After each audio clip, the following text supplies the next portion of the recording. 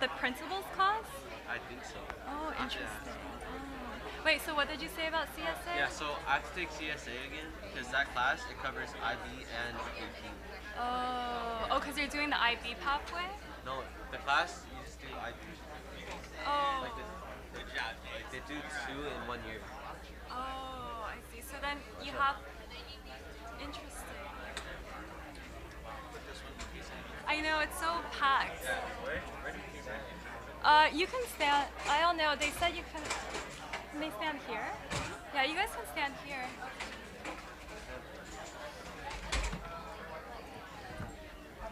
It's basically a free for all here, Oh, wherever. We need the air. Except for the board and oh, do they sit here? the executive cabinet does. Right behind you, sir. Sorry. Like I need a little bit of air. They're walking techniques.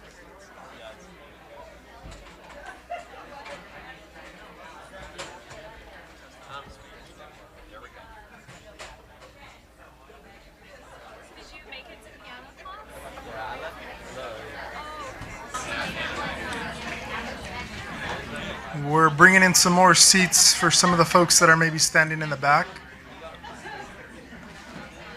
As we like to tell some of our kids, don't be afraid to sit at the front of the classroom. We got some seats right up in here, up in the front.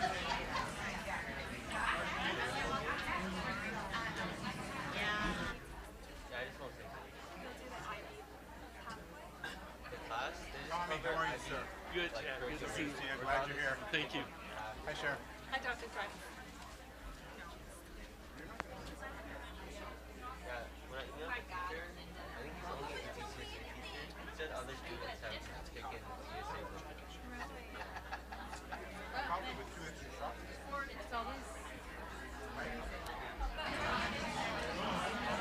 All right.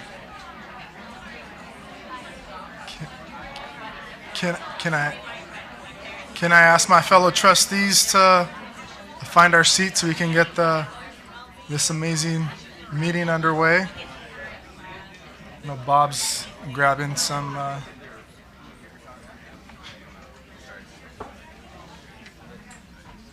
Thank you, everyone.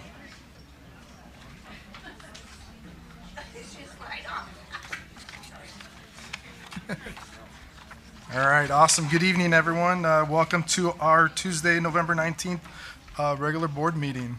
We'll be kicking this off at 6:02, and I believe we have Tommy that's going to lead us in the Pledge of Allegiance. Thank you, everyone. Ready? Begin. I pledge allegiance to the flag of the United States of America and to the republic for which it stands, one nation, under God, indivisible, and liberty and justice for all. Thank you so much, Tommy. So we have a few recognitions, and I believe we have Sung. Here we go, Sung. We're going to start off with you. Good evening, everyone. So at FSD, we have some pretty amazing students. I mean, amazing students. We will be eventually doing a presentation on students that take the AP test, as well as students that are currently enrolled in middle college, which is a program where junior high school students are able to take college level courses and are very successful in it. But before the presentation, we did want to make some acknowledgments and just share with you some of the students that are part of this program. And so we've invited a handful of kids to come on up. So we're going to start with students. We have one student right now that took the AP test last year and actually earned a 5. Now that's 5 out of 5. So I wanted to bring up Joshua Lee.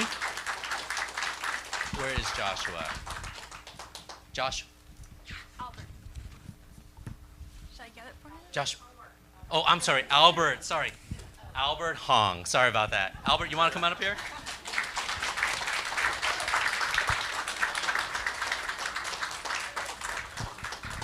So we have this. Wait, Albert, I think you get to. Come here, stay up here.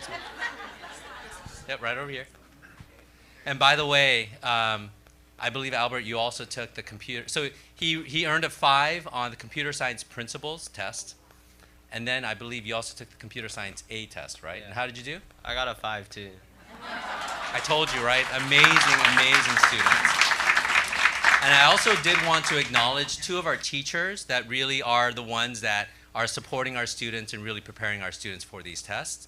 We have Stephanie Yee over there. Stephanie, you want to, Mrs. Yee, would you mind coming, Miss Yee, would you mind coming up to the front as well? And we also have Miss Blake, Darcy Blake, if you wouldn't mind coming up as well. Anna.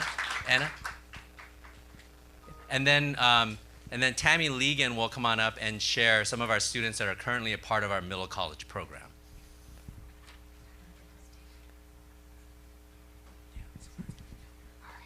Thank you, everyone. So we have a wonderful middle college program in which we are currently offering courses in journalism, art, dance, and these students get to experience college level courses and really challenge themselves to see if they are up to the task. And spoiler alert, they are.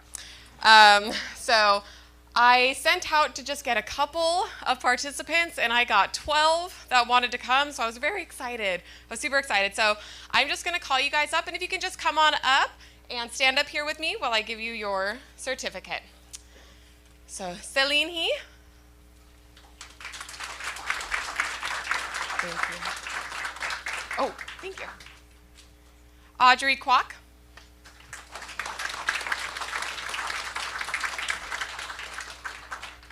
Thank you. Sabrina Samadon.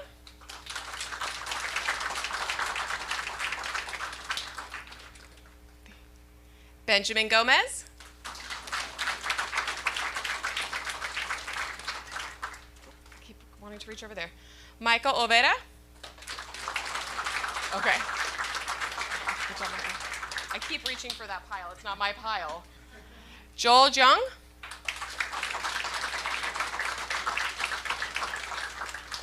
There you go, Joel. Aaron Kim.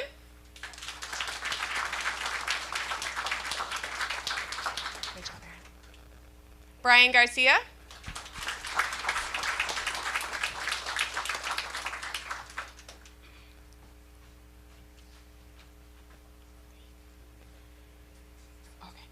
Tia Eisenhower. There she is.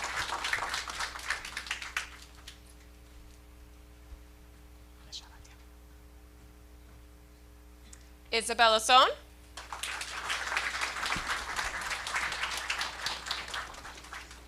Nice job, Isabella.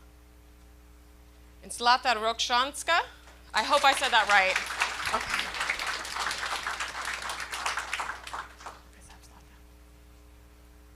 Valeria Olvera Alvarez. Nice job, Valeria. And Ivan Joshua Kim. So just in case he came in and I did not see him, is it this one? Just in case, is Joshua, no, it wasn't Joshua, that was yours.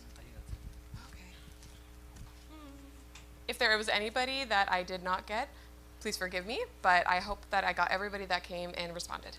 All right.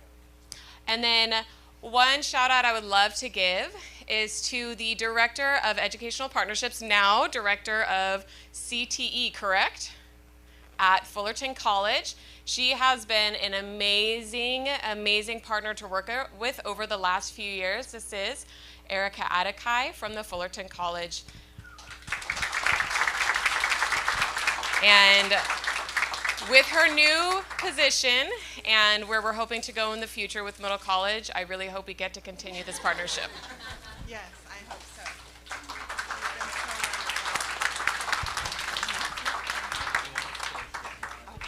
We're all going this way.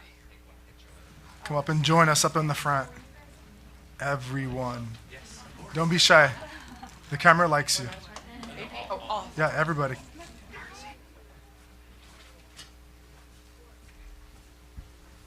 I know it's so warm.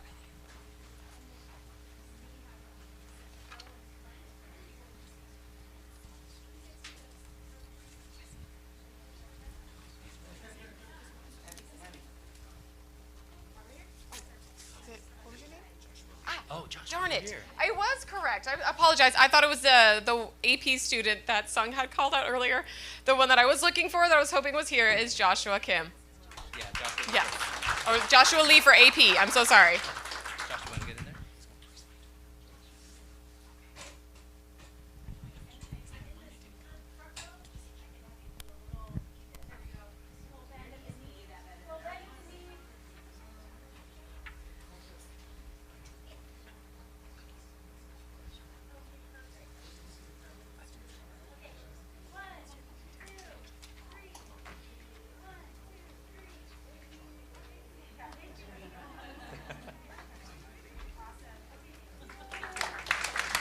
Students, before you leave, make sure you pick up a cupcake, please.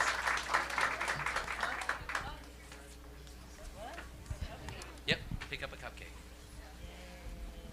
And then you guys go.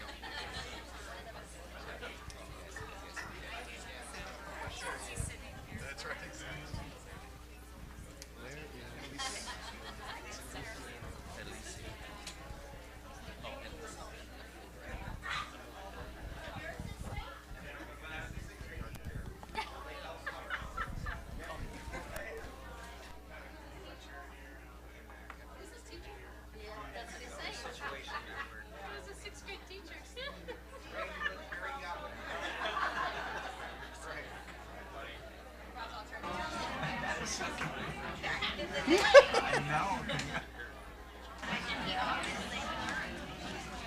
Awesome.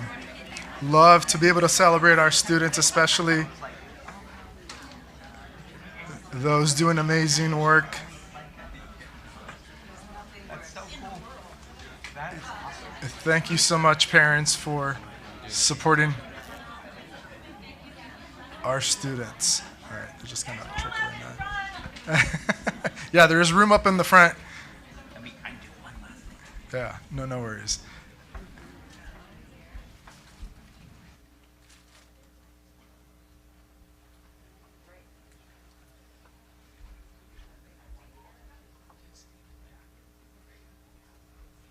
All right.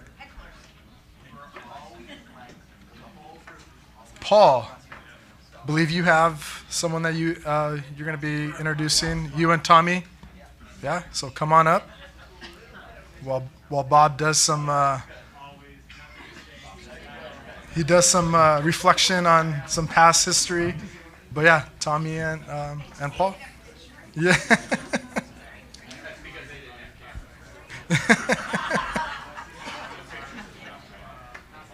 And,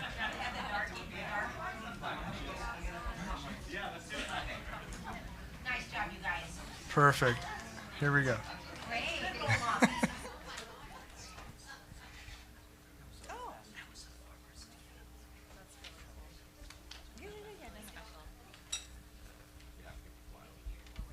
¿Está bien?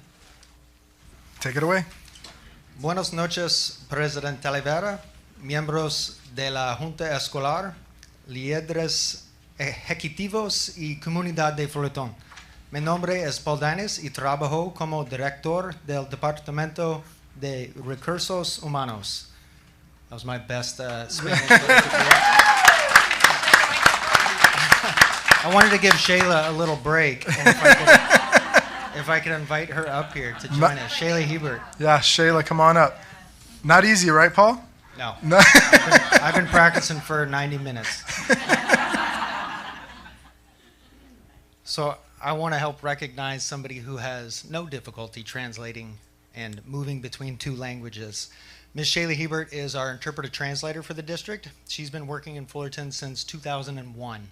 So over 20 years. Shayla's worked at school sites. She's working in the district office. She's supported numerous divisions, including the superintendent's office, a number of administrators. She's here at every board meeting. She's at every single event, whether she's helping coordinate, she's volunteering, she's translating, she's bringing the amazing smile and positive energy that you see always. Most recently, though, Shayla was nominated by a colleague and won an award of recognition with the Orange County Department of Education, the 2024 Multilingual Award of Distinction. And if I could read an excerpt from her nomination that was submitted by Edna Costello, who also works in the classified HR office and worked with Shayla at Woodcrest. Shayla approaches every interaction with grace, dignity, and genuine respect. Her ability to put families at ease, especially when navigating complex information, is exceptional. By fostering an atmosphere of comfort and understanding, she helps alleviate any feelings of self-consciousness, ensuring that even the most intricate details are fully grasped. Shayla's empathetic nature guarantees that families leave every conversation feeling informed and valued. Her unique strengths and qualities make Shayla not only an outstanding interpreter, but also a key contributor to the success and inclusivity of our organization. Her work bridges language barriers and fosters understanding, making her more than deserving of this recognition. We could give a huge hand to Shayla.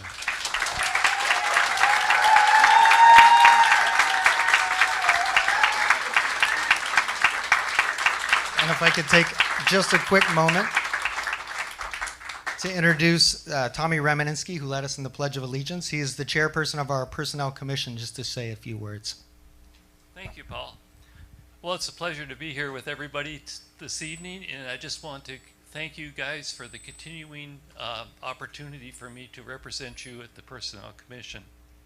I believe we at Fullerton School District have the finest HR human resources department anywhere in California, and I just also want to thank the district leadership, the CSEA executive board, our wonderful classified employees, and my fellow commissioners, Dr. Alexis Norman and Sarah Kelman Esquire, for their support and kindness in my journey being on the Personnel Commission here at Fullerton. And once again, I don't get to come here very often, but I do want to extend my thanks to you folks and for supporting me. Thank you.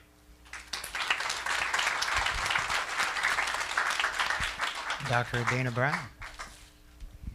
Thank you. So Shayla, we just want to say thank you and congratulations for almost over 20 years of service with Fullerton School District and being selected as a distinguished recipient for over almost 30 districts in Orange County. They chose you. So you are truly top-notch A1. It's a pleasure working with you every single day. Even if you are stressed out, we still find time to laugh. And with her hundreds of interpretations, we have time to argue if it's chili or soup, or if chili is really a soup, or if chili is just chili in its own category. And sometimes we argue in Spanish and we argue in English. It depends on what takes longer.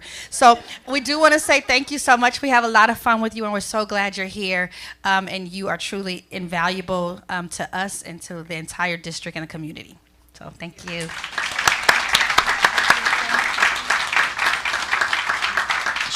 Shayla, would you want to introduce, I believe you have some guests also here. Would you mind? Yes, I know. absolutely. Can you? So my guys are here, my kids, and they are FSD kids. So they're Fern Drive and Parks kids. That's my oldest, Daniela. My middle one is Jonathan, and my youngest one is Justin, and my mom is sitting right there next to it, and my daughter's boyfriend, Miguel, is sitting also there. So they're here. Super proud of them, and I just want to take a minute just to say thank you. I love what I do. I love working for FSD. It's not a job, it's my family. I've been committed to this job forever, and I love what I do. So thank you so much for taking the time to recognize me. Yeah. Thank you. Thank you so much, Shayla. Thank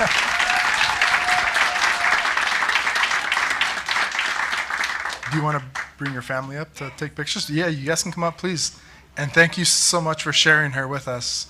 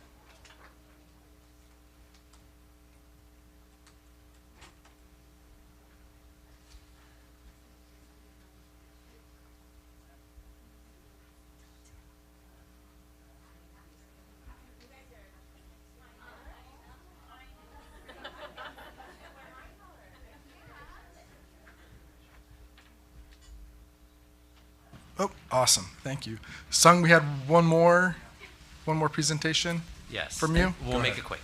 No, perfect. You're good. So We good love evening. presentations and recognizing all the amazing work we do here. Yes. So good evening, Board President Talavera, Board of Trustees, Superintendent Dr. Pleca, and Executive Cabinet. Tonight's presentation really just highlights two of our academic programs that we have in FSD, really for our high-achieving junior high school students. And you got a chance to meet some of them this evening. So we're going to start with the AP testing program, and then Tammy Legan will share about our middle college program. So from time to time, we do get asked, why does a junior high school offer AP classes? Aren't they really just for high schools? But this opportunity is really for students with a strong interest and a strength in a particular concept or a content, giving them access to instruction at a pretty high, rigorous level. And it's actually not even high school level, it's really college level in terms of the instruction. Also, students who pass the test earn college units. And most importantly, it gives them kind of the AP experience that some of them will experience in the high school, where they can become familiar specifically with the demands of just AP testing. So AP testing is optional for our students, so we don't mandate that they all take the test. So there are students who choose to wait until high school to take the test. So the table that you see there on the slide shows kind of the breakdown of the students enrolled in computer science principles class and the English language and composition class as well. Approximately 2/3 of the students who are enrolled in the computer science principles class take the test, while about 3/4 of the students enrolled in English language and composition take the test. And we've been doing this for several years, and our numbers have increased gradually over time. So here are the results for the 101 students last year who took an AP exam. So in AP Computer Science Principles, 65% of the students scored 3 or higher, which we would typically consider as being proficient or passing. So as you can see, FSD students, in terms of their results, are comparable to the state as well as globally. In English language and composition, FSD students scored actually 10 percentage points higher than the state and global averages. And if you really think about it, these results are really impressive. I mean, for the fact that we're talking about junior high school students taking a test that's typically for honors level high school students and being successful is really worth just acknowledging and celebrating. And this is something that we have every year. And we send you the board communique, but it is really nice for us to be able to highlight this and share this at a board meeting. And so now I do want to hand it over to 2 of our all-star teachers who actually teach these amazing students. We'll start with Stephanie Yee, who teaches at Fissler and Parks, and then she'll hand it over to Darcy Blake, who teaches at Ladera Vista School of the Arts. Hi, I'm Stephanie Yee, and I teach at Fissler and Parks Junior High School. I teach the AP Computer Science Principles class. Those are the topics that we cover in our class, as well as what I do with students to prepare them. On paper, it's very dry, but within our class, I promise you the kids enjoy it. I'm really, really lucky that I am an elective course, and so students opt into my class. And so students are coming in already really passionate about this subject, and I'm able to bring them where they need to be. And so I am very, very lucky to work with the students I do and get to do what I do. I am working with middle schoolers, and so I think the biggest piece for our students is they've never taken a large exam. And so the last few years, my focus has been preparing them for studying how to, I'm like a little shaky, how to prepare for this really major exam that they've never done before. And so things that I've done, holding them accountable for that work with quizzes, weekly communication with parents, and we also do weekend mock exams, so they have that time limit and they're aware of what that testing environment feels like. And then we have another slide. And so these are some pictures from my classes. This is my 4th year teaching the class. And you'll notice from my 1st year to now, the biggest difference is we started on MacBooks that were connected to walls, and now we have laptops. And that has really, really allowed my students to work in groups, work collaboratively. And I've also allowed students there are students in my class who really like coding but don't want to take the test, right? And so providing them with that space and time to pursue their passions as well as earning those college credits if that's what they choose to. And then I added a picture at the really bottom right. One of my groups at Fissler, their celebration last year, they decided they wanted to make a candy salad. So I put that there just because I thought it was really fun and it was a memorable part of the year. Students came back this year and was like, oh, we made a candy salad last year. So they chose to take my elective again. Okay, and I'll pass it off to Mrs. Blake. Thank you for having us here tonight. I have been teaching the Lang and Comp class, well, about 7 years I think it is now, and it amazes me every year. It's a highly skill-based, but I try to thematically organize it so that the students are engaged in world thinking, community thinking, identity, things that will be high engagement for them. You can see some of the overarching themes at the bottom. I have students both in 7th and 8th grade. They loop with me, so I really get to know them, which I really enjoy. And we take slightly different approaches to the themes each year. I was talking with some of the parents about some of the readings. I get a lot of comments on students reading with their parents at the dinner table or after the dinner table with some of the texts that we use. They learn how to analyze and write with rhetorical strategies, with argumentation, with synthesis, taking from many different sources and pulling them together. And it's a lot of work for them. So we tried at first in the 7th grade to take baby steps, and then in 8th grade I pushed them harder, and we do go into some of the practice exams. The exam consists of 45 multiple choice and 3 essays. Yes, and they have to write the essays within approximately 40 minutes each, and take the time to look and see how much time they've spent on it themselves. They don't get stopped after 40 minutes. So that's always been a challenge as well, to get them to time themselves and make sure they're finished with enough time to finish all of the essays. But you can see some of the skills up there. I'm not going to sit here and read them for you, but there's a lot going on in this class. The next slide just shows some methodologies. I try not to make it super dry. We have text annotation, both individual and guided, but we also do on-demand and process writing. We have discussions. We just did a Socratic seminar we read Elie Wiesel's Night. Most of our reading is nonfiction, but I try to throw in some of that narrative nonfiction so that they do get a literature feel so that they cover some of the other standards for 8th grade and 7th grade. We also do collaborative galleries where they walk around and talk about some answers they've put up. We do silent discussions. Those are interesting. And some art-infused activities, as well as outside reading that we pair with inside text. One of the things that we do to celebrate, we don't have a candy salad, but we do a unit on slam poetry after the exam. So yeah, we have a competition and everything, so we have a great time with that. But I've enjoyed it, and I look forward to continuing it. Thank you. And Tammy Legan will now share about our middle college program. Hello, everyone. Thanks for having us here. Like Son said, my name is Tammy Legan. I'm a program specialist here for Ed Services, and one of the things that I oversee is our middle college program. So you got the joy of meeting just 12 of our participants. But what is middle college? I know we kind of briefly touched on it just a smidge, but it's a collaborative between the Fullerton School District and the Fullerton College, in which our 7th and 8th grade students get a chance to participate and take college courses. It gives them a chance to jumpstart their college education or even just experience different career fields. Whether the class is on campus or online, they are able to explore those different courses. They build confidence in their abilities and, really build themselves up and set themselves up for some success. So a little bit about where we've been and where we're going.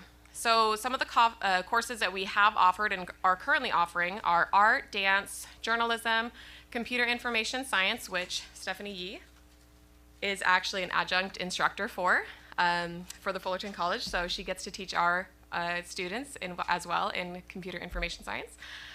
We also have computer information science gaming, and we have done digital arts as well.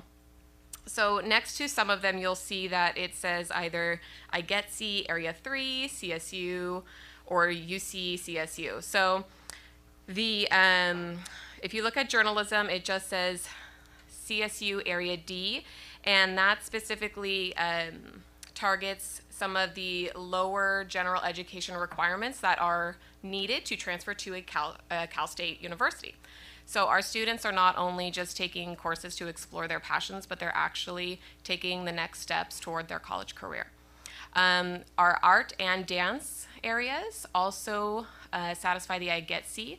So the IGETC is the Intersegmental General Education Curriculum, or transfer curriculum, excuse me, now called CalGETC, so replace intersegmental with California. And it satisfies the lower general education requirements for both Cal State and UC systems. So our kids are getting a great opportunity through this free program that we're offering them. So that's where we have been and where we are and where we're going in the future. We would love to build upon some pathways that articulate to the high schools and beyond, getting our kids just even more benefit through this program and be able to advance themselves further. So a little bit about the courses that we've done and a little snapshot of the student success. So last year and this year, similar courses. Just wanted to give you a little bit of how the students are doing. So if you look at 2023, 2024, our students took journalism, 2 different courses, 110 and 210. They took dance 210, which was our multicultural requirement, satisfied that area for the IGETC. Our computer information systems, as well as our gaming aspect of that.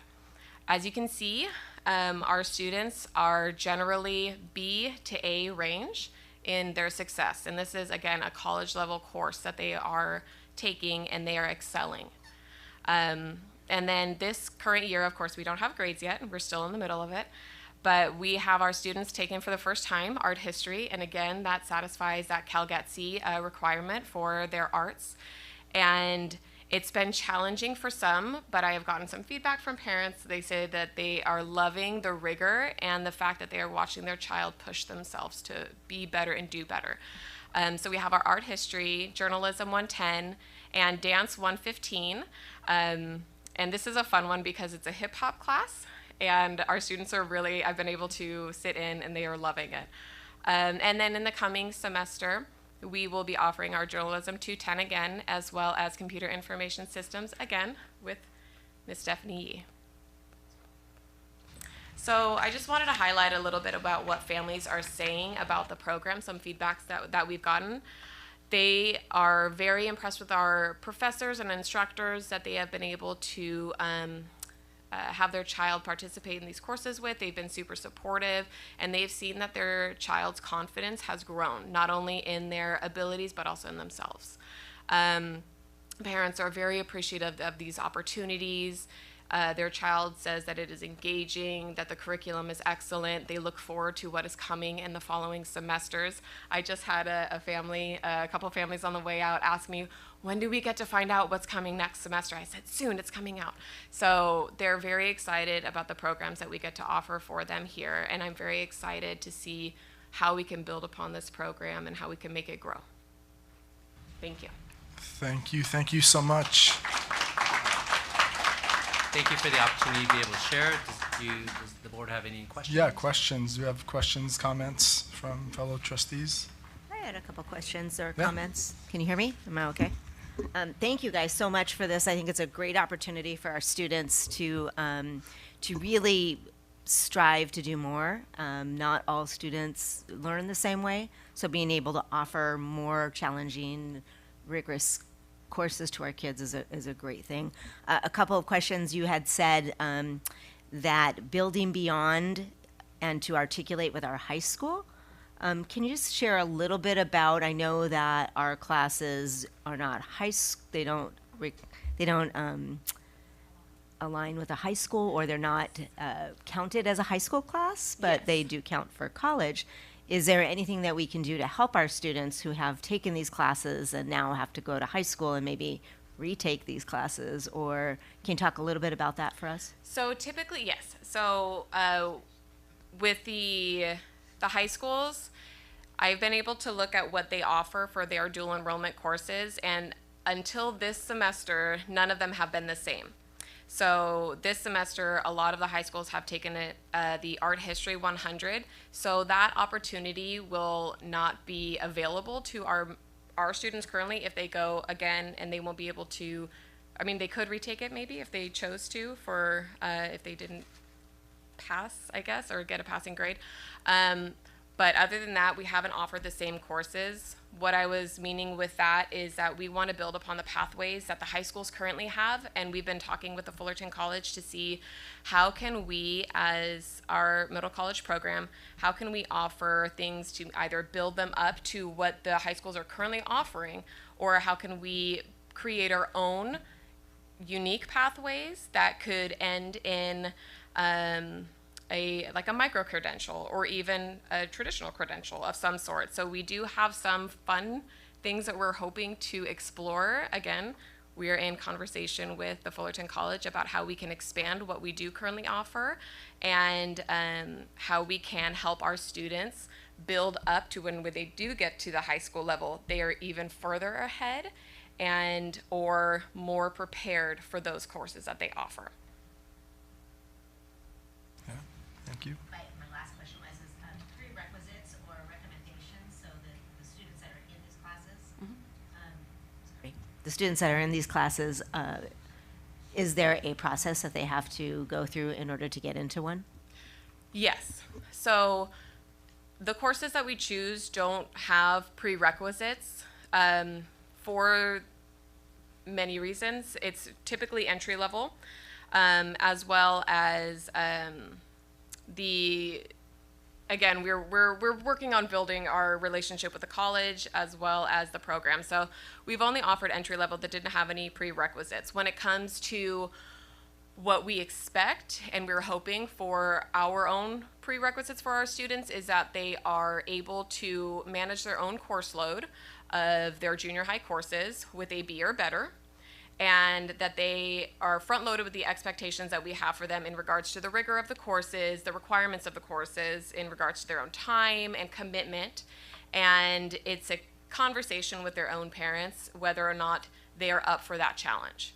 So we really do leave it up to the students and the families to make that decision, and they sign a parent-student agreement in which they both agree. As a parent, I will help my student in these ways, and as a student, I know I'm a college student, and I know that there are expectations that are, I am beholden to, and I am up for the task. So for students that take the AP test, though, there are certain requirements that they would have to meet, especially for the language and composition course. For the AP Computer Science Principles, it's more for students that are interested in coding. So. Awesome. Other comments, questions? I'll start. Go ahead. Yeah, I want to tell our teachers thank you so much for the work that you're doing. It's really incredible. I've seen this work in action. My daughter and Aruni's son are both in Mrs. Blake's class right now, and I am so impressed with the level of work that you are able to get out of junior hires. It's incredible. I mean, the concepts you're introducing, these college level concepts from philosophy, ethics, rhetoric, Socratic method of teaching, it's amazing. And these kids don't just learn about it, they really absorb it. They go deeply. The work that they produce is incredible. And the test scores are just a small indicator of the work that's going on. The fact that they're passing is impressive, but they're also writing this amazing slam poetry and persuasive essays and complex rhetorical analysis and notes. And I see all this work every day. It's a lot of work, but it pulls so much out of our kids that they didn't know they were capable of, and I see how they rise to that challenge. And so I want to thank you for giving that opportunity to my daughter, to so many of our kids. It's been really incredible to watch. And I want to ask a couple of questions on top of that. I was wondering, as far as the middle college classes, I'm just curious, do they transfer with grades or just credits when they go to universities, or does it depend on the university they attend to? So are you talking about like does it transfer for grade? Like, does it like on their affect college their transcript? GPA? Yeah. Yes. Yes, Okay. it does. And all the families are front loaded with that information on our registration nights, and we're very explicit with that, as well as letting them know about how we work with families who maybe past that drop deadline realize, okay, this was too much for my child. Fullerton College is really wonderful with working with us in that, and we've had students who were struggling with either the workload or their own schedules, and it just didn't work out like they thought, but they missed that deadline. And so the college has been really wonderful with working with us and being understanding, and has made sure that it doesn't show up on their transcript. Now, there are some, unfortunately, that, you know, maybe get to like the last week of the course, and that's really difficult. But yes, it does show up on their college transcript as a grade and credit. Okay, thank you. I was also curious, I know I talked to Mrs. Blake about the question of whether the AP classes are also structured around a typical AP class that you would see at a high school level. There's kind of a standard curriculum. Is that the same for our computer science course as well? So the curriculum we use is exactly the same as what the high school uses. I also communicate with the AP computer science teacher at Sunny Hills, so we've like kind of talked a little bit. And so yes. Okay, Yeah. great to know. I was curious, as I know it's not for you two, but as we think about offering the AP Spanish language and culture class in the future this year, how the options might be to structure some of that class in order to follow what the AP recommendation is for the content and the curriculum that's available to our students. Yeah, we're going to pretty much follow the same process as what we did when we first started with the other two courses as well. And it becomes kind of a learning experience both for the teacher and for us as well in terms of how we can support them. Okay, so is that an expectation that the Spanish language arts class for our 7th and 8th graders now is going to be following that AP curriculum? Yeah, so they actually, what AP does is they actually provide a sample syllabus, which we've shared with the teacher. So they will be referring to that and looking at that and make sure that those things are covered. Okay, thank you. That's helpful. Any other questions, trustees? No? I had a question. Numbers as far as students being enrolled, are we seeing a trend kind of go up? Or is it always pretty much similar as far as the students enrolling in these courses? It's pretty stable. We do see an increase in terms of the number of students taking the test. So we've seen that. We've also seen increase in scores as well. But in terms of the number of students that are enrolled in the courses, they pretty much have stabilized.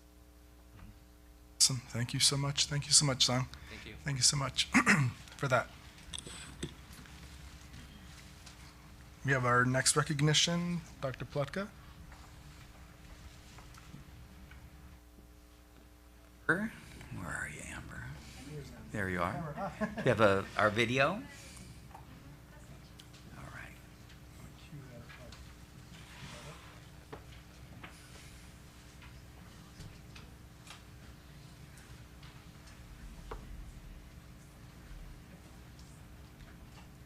I think we have supposed to have music. Hold on 1 second.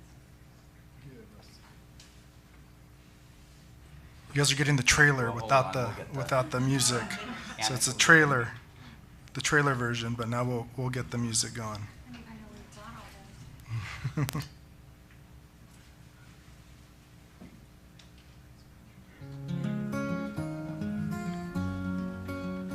In the halls where dreams are spun, Hilda stood through years so bright, guiding hearts and minds she's won. Every day a star in sight. She held a torch so full of grace, lighting paths for all to see. Every smile upon her face embraced each child's destiny. Hilda, we thank you from our souls. Years of kindness never sold. In Fullerton your spirits glow. Forever in our hearts you'll hold.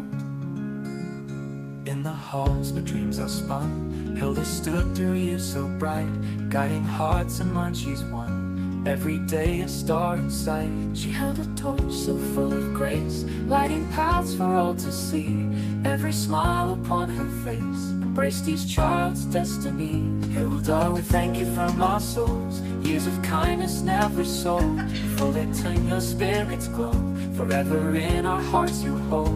In the classrooms filled with cheer, Hilda's wisdom gently led every child's future clear, built on dreams that she had spread. Boards and papers in her hand, every voice she understood, making strides across the land with a heart that did such good. Hilda, we thank you from our souls. Years of kindness never sold. Full it in your spirit's glow.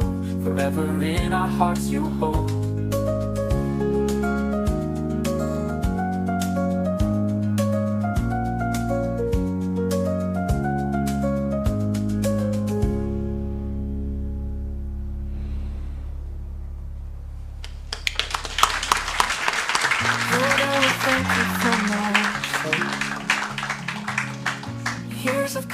I heard some AI in there. It looks like AI did it. And your spirit's glow. Forever in our hearts you'll hold.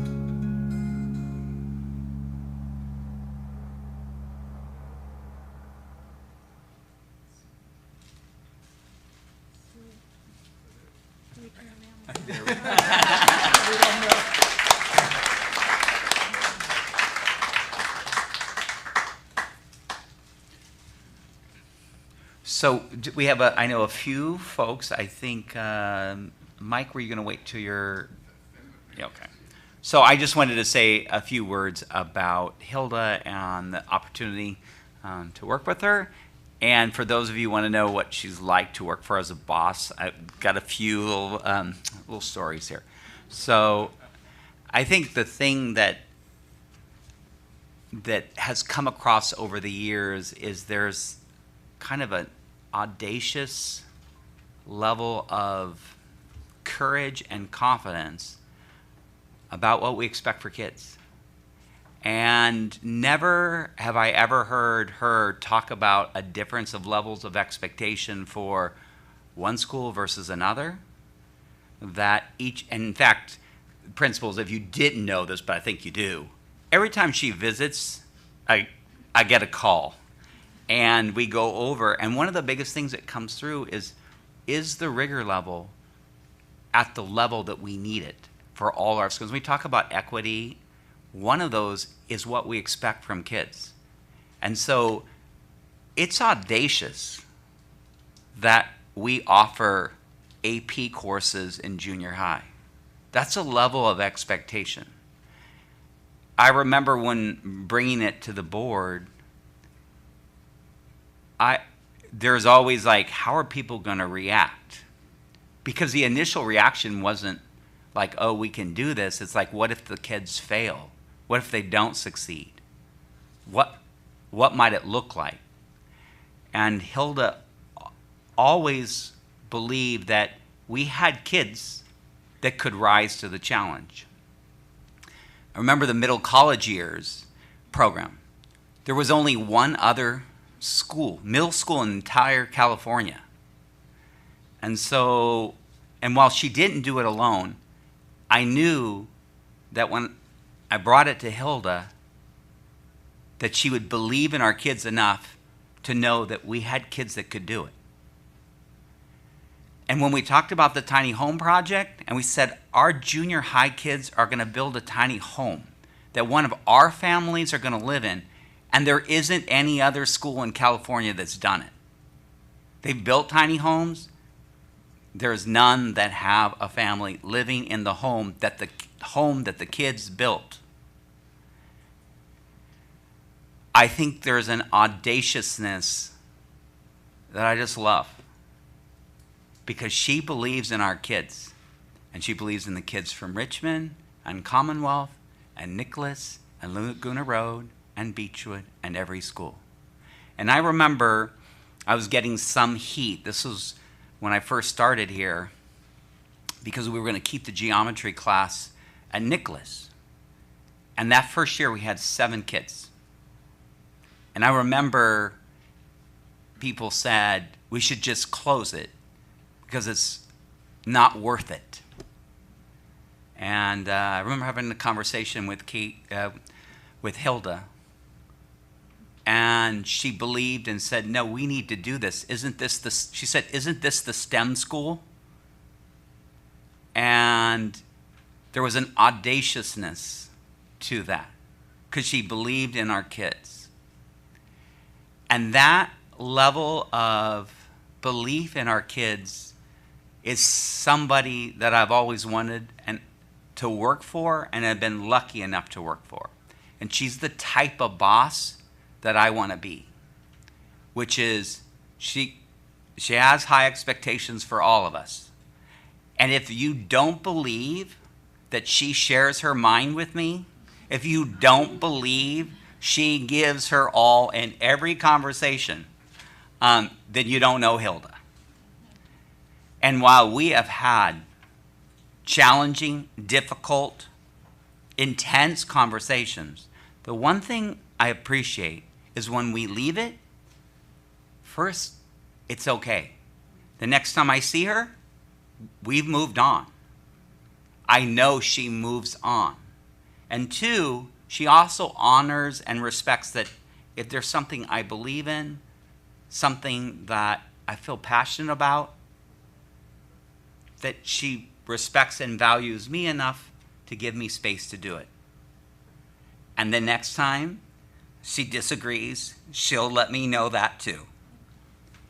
I think the peace in a time where there is a lot of polarization, we've lived through and worked through a lot of challenges.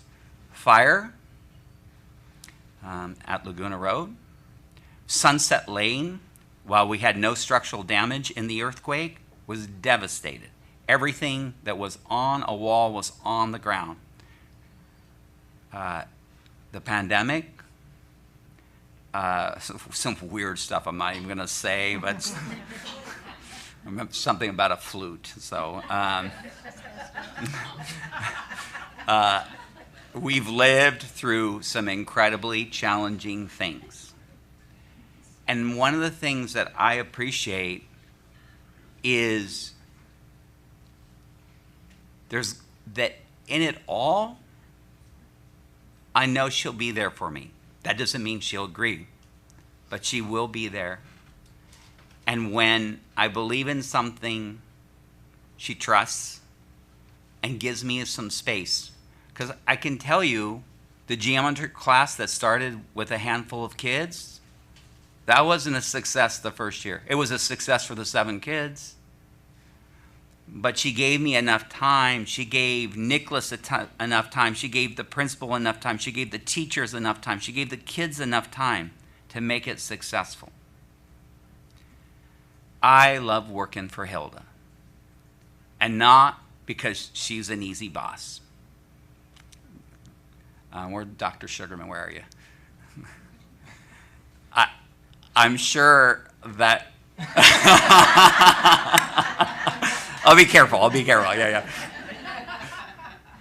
I'm going to miss her.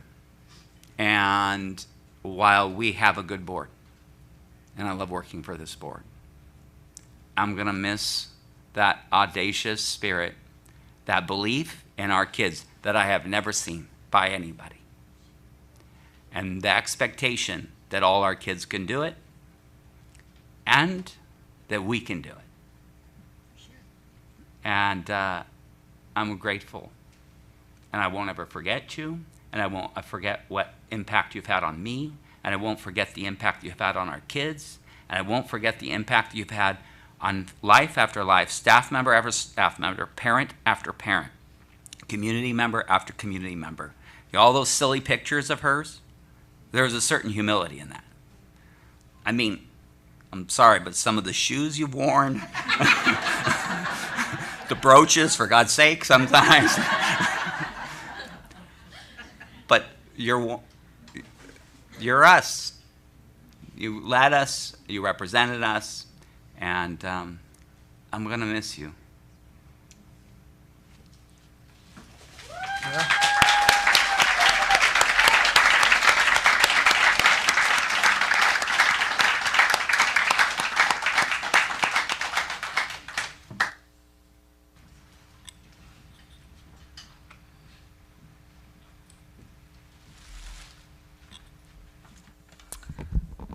Good evening, Board of Trustees, Superintendent Pleca, President Talavera, and guests. The principals want to express our deepest appreciation for Hilda Sugarman, a dedicated trustee school board member who has served our community since 1996. Her unwavering dedication and warm support have always been a great encouragement for us all.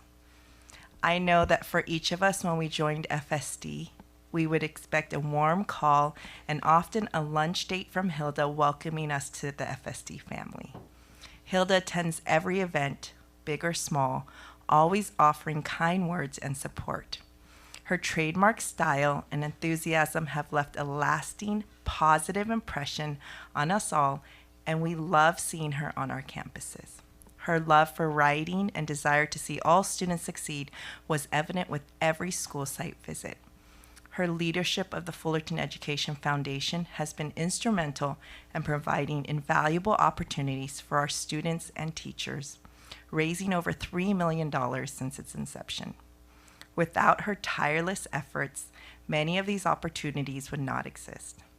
We hope she knows how much we truly value and appreciate her. And we have some principals that just want to share a small moment of gratitude for Hilda.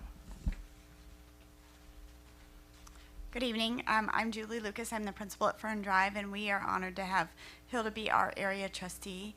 But I can certainly say that every time she visited, it was evident to see that she loved all of our schools and all of our students equally. Hilda, we are very, very much going to miss seeing your style, but more than that, your enthusiasm and love for our students and for my staff. I've been very honored to work for you and to feel your support. It was always evident that you supported us, so thank you, and I wish you the best. We wish you the best at Fern Drive and FSD with your grandchildren and as you set off to new adventures, so thank you. Hi, I'm Melanie Carmona. I'm the principal at Valencia Park, and I'm new here. And I would say that what Kim shared is absolutely true. Hilda just made me feel so welcomed. And when you're in a new place with tons of new faces, it can be really overwhelming. And she just slowed the world down for a minute. And that's her nature. That's who she is. And she's just so warm and caring, and that extends to students as well. So in a world where we all think about intentional leadership, I would say that I would apply that term to Hilda. Thank you, Hilda, for being so intentional with your love. Hello, I'm Caroline Llewellyn. I'm the principal of Hermosa Drive. Hilda, you have been such a light for all of us. When Hilda comes to Hermosa Drive, she sees me as a leader. She sees each and every one of our staff members and our teachers, and she brings out the superpowers. Her heart is always centered on the student, and she gets to know our unique community, what we need, and how she can support us. She is a champion for data and loves to reflect upon that and push our students to excellence. Hilda, you are going to be so missed, but you're always welcome at Hermosa Drive. You are truly part of our community, and thank you for all of your service. I'm Jean Summy, principal at Commonwealth Elementary School, and I started here as a teacher, so I got to work with Hilda as a teacher first and then as a principal. I just want to say thank you on behalf of all of us. We've been inspired by your generous and innovative spirit. So many schools and students have been enhanced by your commitment to innovation and education, and you made it possible for so many educators to pursue their passions in teaching, and therefore kids to experience those things. You're not only a beloved leader, but also a wonderful example of how one person can make a huge difference in the lives of so many people.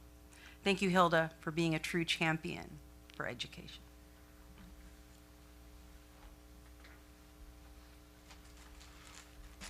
Hello, my name is Kathy Wilson. I am a teacher at Laguna Road, and I'm here representing Laguna Road. It has been an absolute honor to know you for more than 25 years. You always bring such a beautiful light and spirit whenever you visit. You are a true champion for children and for teachers and the community, and we feel so blessed and honored, especially myself, to have known you and to spend time with you. And we just know that you'll be greatly missed, and we hope you come back and visit anytime. Our doors are wide open. Every single school probably feels the same way. But we welcome you with open arms every single day. Please do not think you cannot come and visit, because we love you and adore you, and you are always family at Laguna Road. So thank you.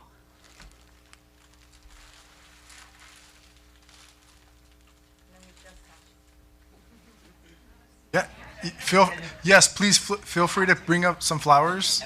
And we can take, and you guys can take pictures. Principals that came and spoke, you guys can come up, definitely come on up. We can take a group.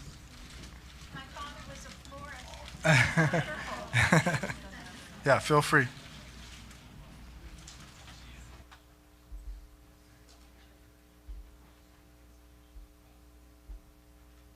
Check.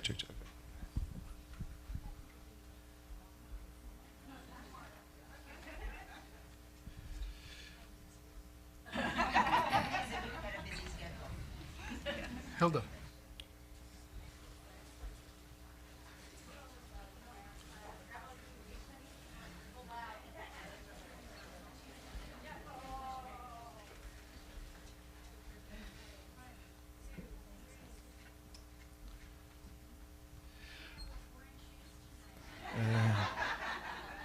All right, Hilda, still stay up there, please.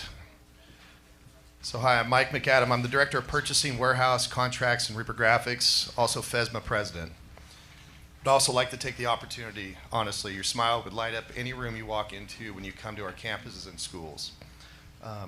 Just want to talk about this incredible, innovative, amazing person, Hilda Sugarman. Hilda's passion daily for the Fullerton School District has always shined bright for all the years she has been on the school board and involved in the community. But her passion runs deeper, always having the students' best interest at heart. Hilda has always shown grace, positivity, compassion on all levels from all students and staff. So on behalf of FSMA, you get 2 prizes here. You get a wonderful award, but also a hug from Mr. J.D. Mancha and Mike McAdam.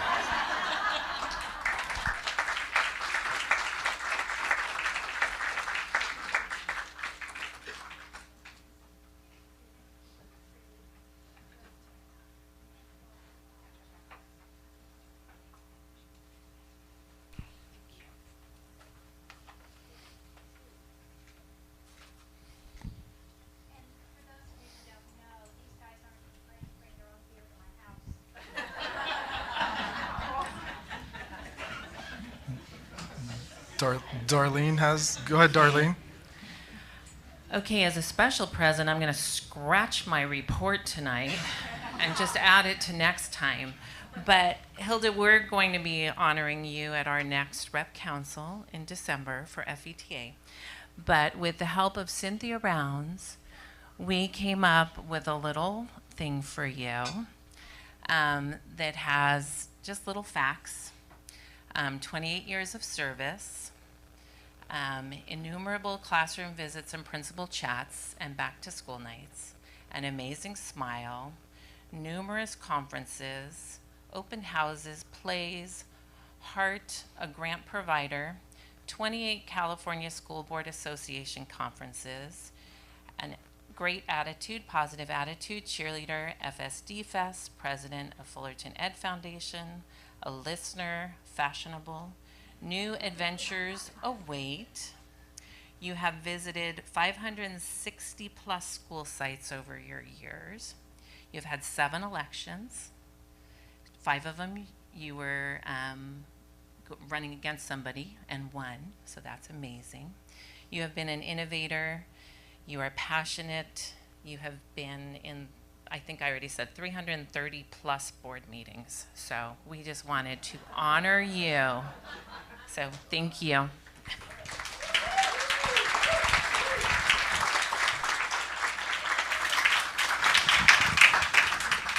So I am going to open it up to anybody in the audience that wants to share That is so cool. a few words. You can step up Thank to the you. podium if you would like to. No pressure at all. I'm just would like to take that opportunity. I was going to bring it back, so I was going to allow the people in the public first, and then I'll bring it back to the board. I've never spoken at a board meeting before. I'm Audrey Hodge. I work at Rolling Hills, been there for 10 years. And I just feel the love from Hilda, and you guys are making me tear up from all of this. But I just love that you're here, and thank you for everything that you've done. And I just love your energy, and I hope that we keep seeing you join us back with your love. Thank you. Thank you. Thank you so much. Yay, Rolling Hills.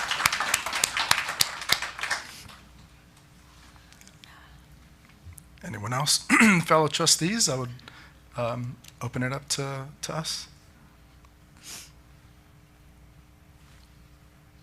Yeah. Kick it off, or you want to go first, Beth? Go ahead, Start. Ruthie. Okay.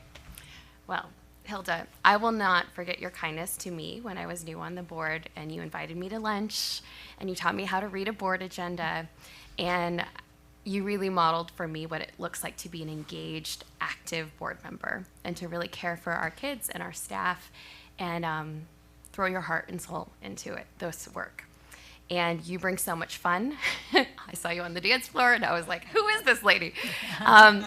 I love that you bring that, and you invite people to join you in caring for kids. Sometimes people that don't have any kids in the district, and you get them to care for our kids. You've challenged me when we've approached issues from different points of view, but you've given me insight and wisdom from your experience, and I trusted that we always had the same goal of doing the very best we could for our kids. And you've given your heart and soul and time and talent and treasure to our kids, to our community, to our staff, and I know that your legacy and your vision and your leadership will be remembered. I want to just say that as a board member and as a mom who has benefited, I'm extremely grateful for all the work you've put in over the years. Thank you. And one of my favorite children's books when I was growing up was Miss Rumphius. And in there, she teaches that we all have a responsibility to make the world a better place, no matter how small our contributions may seem. And by making the world more beautiful, we leave behind a part of ourselves that will live on forever. And Hilda, you've definitely made Fullerton a more beautiful place. And when I think of all the children that have benefited from your leadership and your vision and go out into the world, the legacy that you have created will keep going on and on. So thank you. Thank you.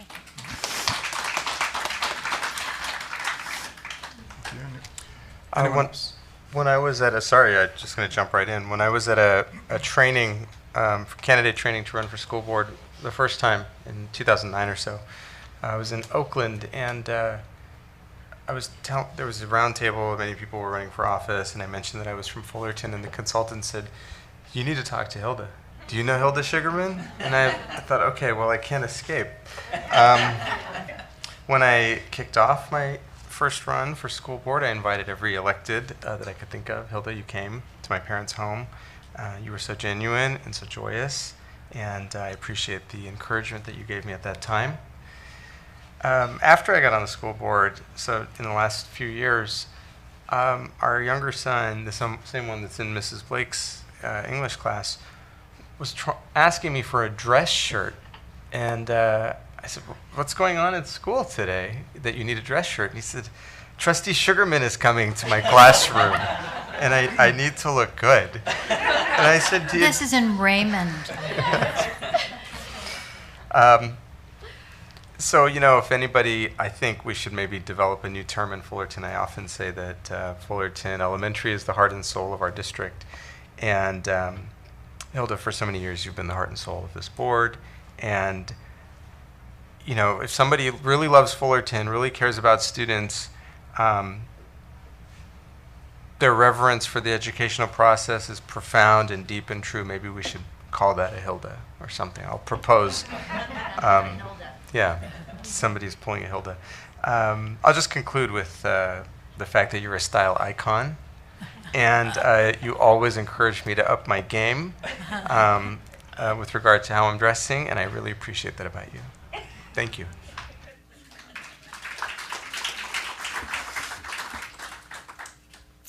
I think I wrote mine down just so that it could be easier, and I'm not going to tell all my stories. Thank you. I promise. I do always go back to that picture where I dressed up as Hilda for Halloween. Don't know if you guys know that. In I came my to the dress. district office and people had conversations with me, thought I was Hilda. So we do get mistaken a lot as I'm in the community and people have a conversation with me. About 20 minutes later, I'll just look at them, I'll say, you know I'm not Hilda, right? So I'm sure that will continue. So today we take a moment to reflect on the remarkable legacy of Hilda Sugarman, who has served the Fullerton School Board for an extraordinary 28 years. Throughout her tenure, Hilda has been unwavering in her commitment to putting our students first in every decision, initiative, and action she has taken. Hilda's connection to our schools has been deeply personal and impactful, as the principals had said.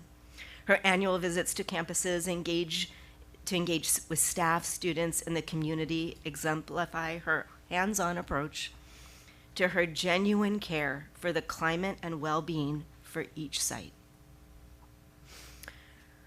Her advocacy for increased resources has ensured that all children in our district have access to the best possible education, and her passion for dreaming big has opened doors of opportunities for countless students and children.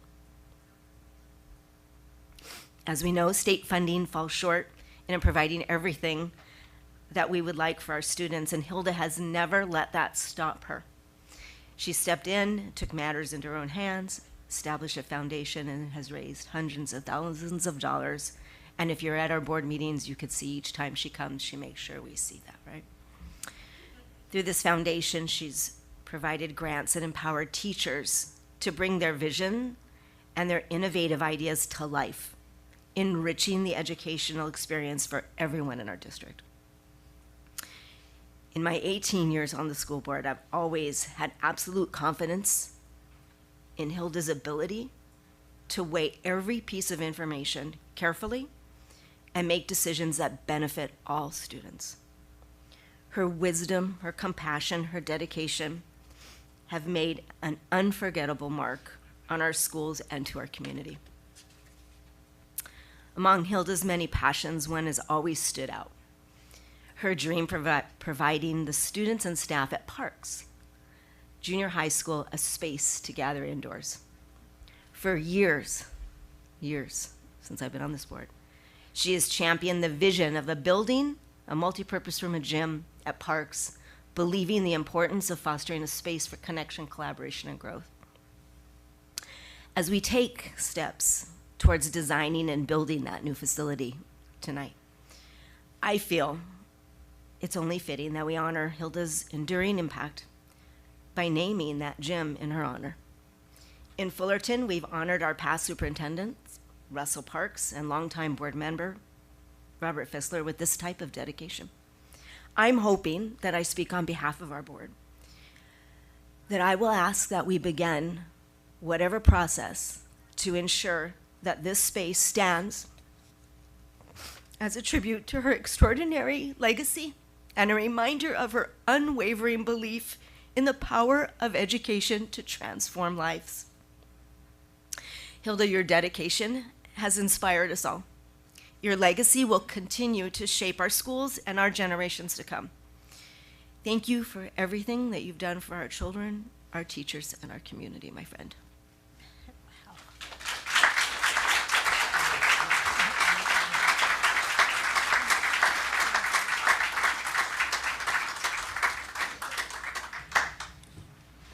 The end. See, I was in smart. big writing. So she can see it. See, I was smart. I let Bev go before me because, I mean, I knew she was going to have the right words to be able to share. But thank you so much, Hilda. Remember meeting you for the first time at Woodcrest Elementary, doing amazing work out in the community, building my passion for education. Meeting you out in one of those open spaces, dreaming about reading gardens, which came to life 2 years ago at Woodcrest. Diverse ways that our kids can learn, and just building my passion for this community that I first stepped in back in 2010. So just want to thank you so much for that, and echo what the fellow board members have said and principals and everyone else. So thank you so much for your dedication to our community and to our district. Thank you so much. Wow.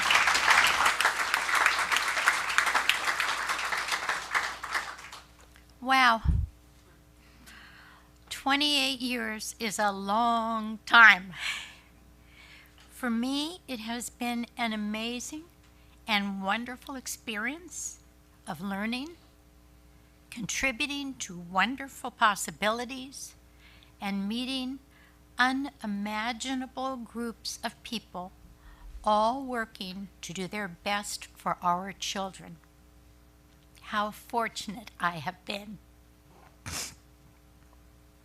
I want to take a moment to share my personal thoughts and give some thanks. During my time on the board, it was amazing to experience the unimaginable changes in education that occurred during my tenure. From the introduction of technology for teaching and learning to the establishment of art schools and co-teaching. It was for bold change to embrace technology that I thank Dr. Cameron McEwen. He led our board to embrace laptops for students. His commitment and vision was pivotal as he led us through the educational transformation. We all thank you and your team. In the beginning, I met the Slothowers, Slotsy and Judy. They took students to DC prior to my joining the board. They still provide those trips. Whether a student has funds or not, Judy and Slotsy find a way to take all students who want to share an American historical experience. Thank you for the hundreds of students you have taught firsthand about our country and its government. Today, technology comes in many forms. Jackie Pierce, her original Fissler staff, Jose Falla, Julian Lee, Janny Meyer, Daryl Spector, Ted Lai, Zhang Lai, Sam Riccio, Bob Mastrodonato, Jason Chong, and especially Jeremy Davies. Thank each of you for your contributions to the advancement of technology in our district. We have advanced from laptops to animation, robotics, and beyond. Pablo Diaz and your team of visionaries have created a special place to create and disperse the newest ideas in modern technology. Noteworthy, most recently, your innovation has shown that sometimes what is new is old. A special thank you to Musio Vidalis for the can-do attitude in helping your woodshop 2 students build a tiny home for one of our own homeless families. Laura Lynn Eschner showed us the power and importance of the arts. Thank you. Without Laura Lynn's tenacity and her leadership, we would not have 2 recognized schools of the arts, arts field trip labs, and a 30-year program for all of our K-6 students. Thank you, Wendy Lloyd Davies, Phil Ling, Bill Lynch, and Neil Anderson for picking up the reins and adding your visions to the program. Thank Rotary for helping with our first art bus. Together, the California School Board Association has found our program as non-replicable. Therefore, it couldn't receive a golden bell. That is an honor in itself. Juan Garcia, Don Means, and Louise Dugard are not educators. They are Chevron leaders who suggested the establishment of what we now call the Fullerton Education Foundations. They pointed out the importance of expanding our work with our community and sharing knowledge of our district. Recently, Monica Torres has joined this vision of our community. She works tirelessly for our staff and our district. The collaborative efforts have led to many millions of dollars and wonderful community spirit for our district.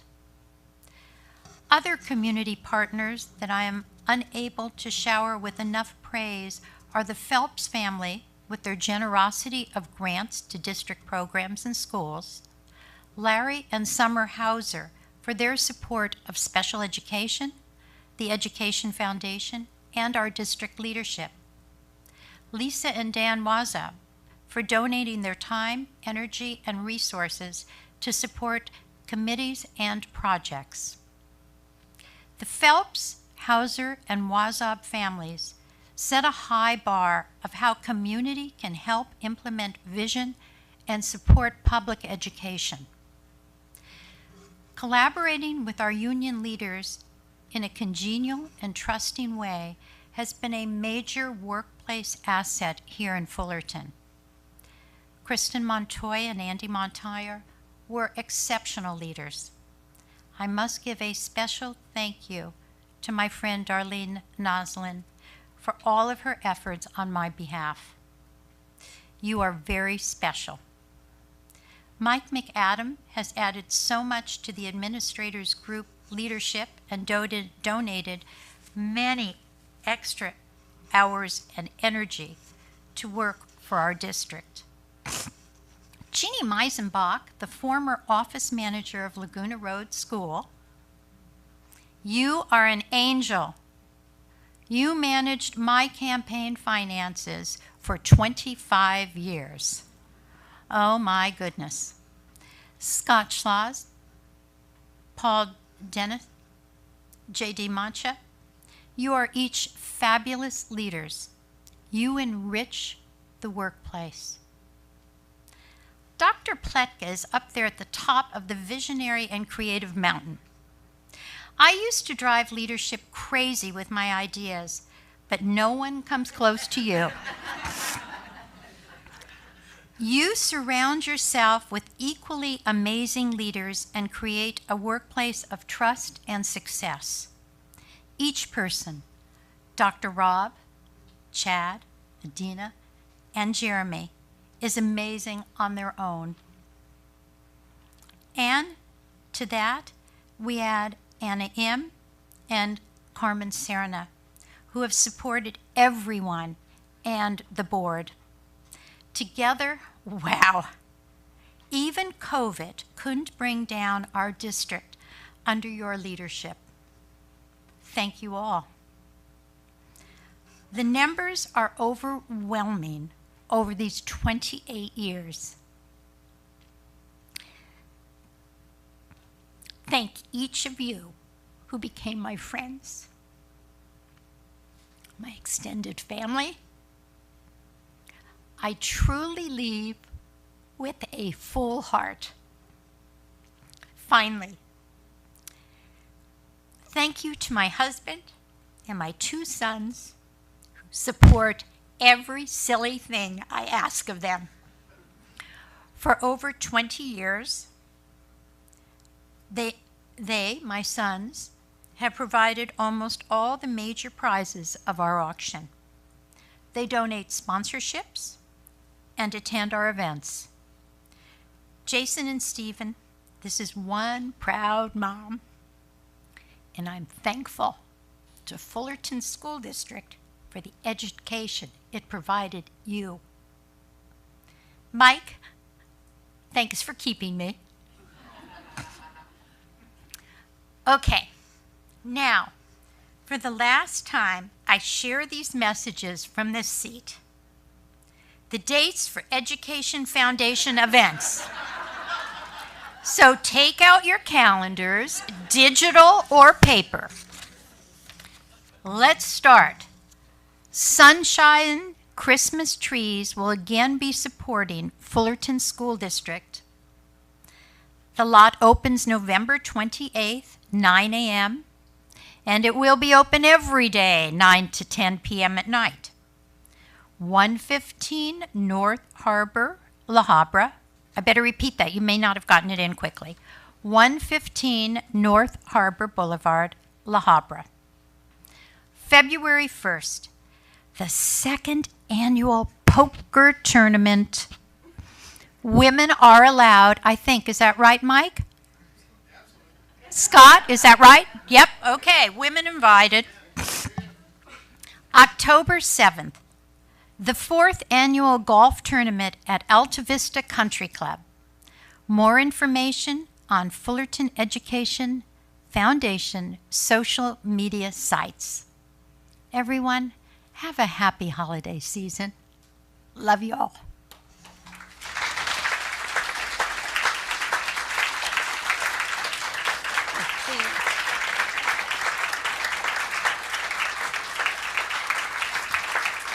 Oh my goodness.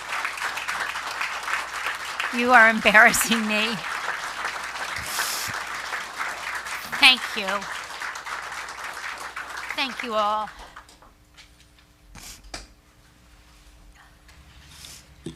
Not one bit for 28 years. And we do have some flowers. Yes, we got some more flowers for her. Thank goodness.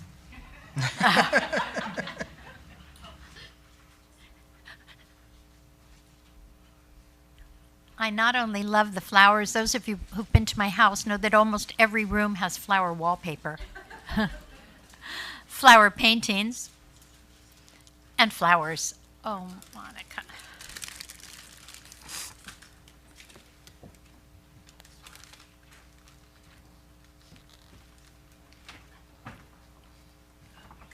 Oh my goodness. Thank you. Wow. Yes. Oh. I'm going to have the most delicious smelling board time today. Oh, thanks. Thank you, Bill. I'm moving it. Yeah, it looks like she's going to be running out of desk space there soon. Can we get a whole picture with the board? Yes, let's get a... Hilda, can you hold on to those flowers? We're going to get a board picture up in the front. Okay, come on, we're going to get a picture.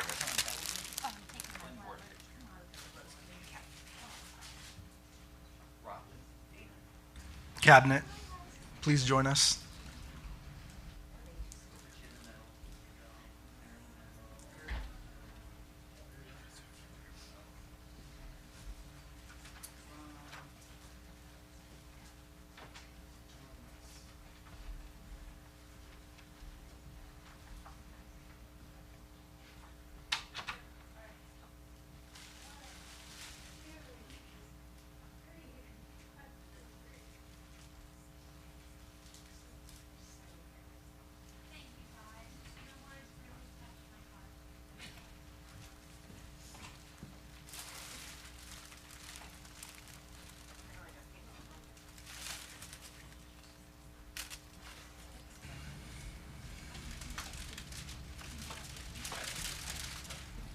Told you she was going to be getting some more.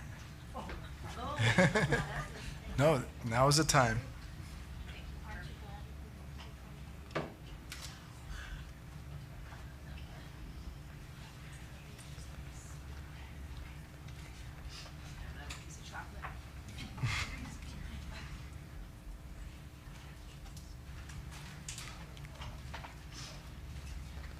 Awesome. Okay.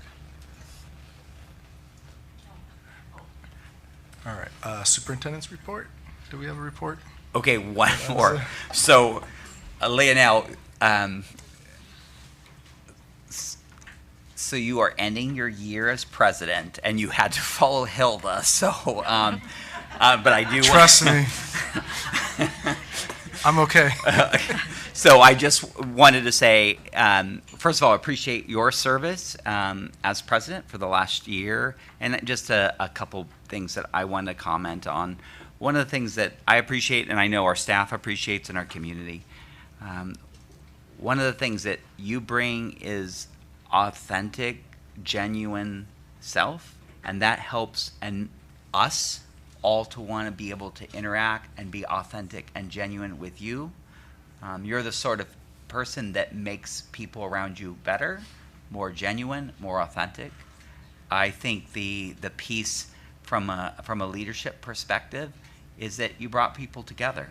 And I think some of the hallmarks of your work is, and I remember meeting you at Woodcrest, and you talked about the importance of community, the importance of engaging that community, being supportive of that community, and that's when I first learned about your work with Habitat for Humanity. And so one of the things that you've continued to bring is that our community, that our schools should be centers in our community. And so and I also, just as a side note, Amy's not here, but she wanted to ask me to give you a shout out.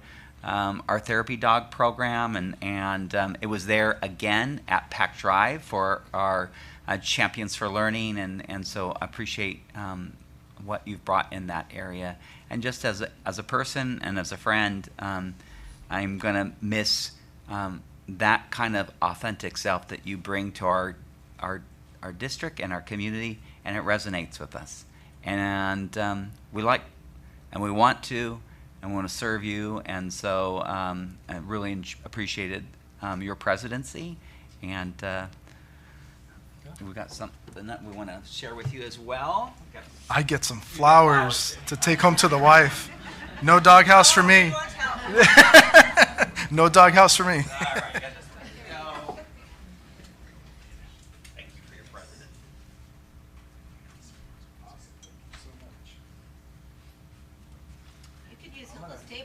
Yeah, I'd share my table with you.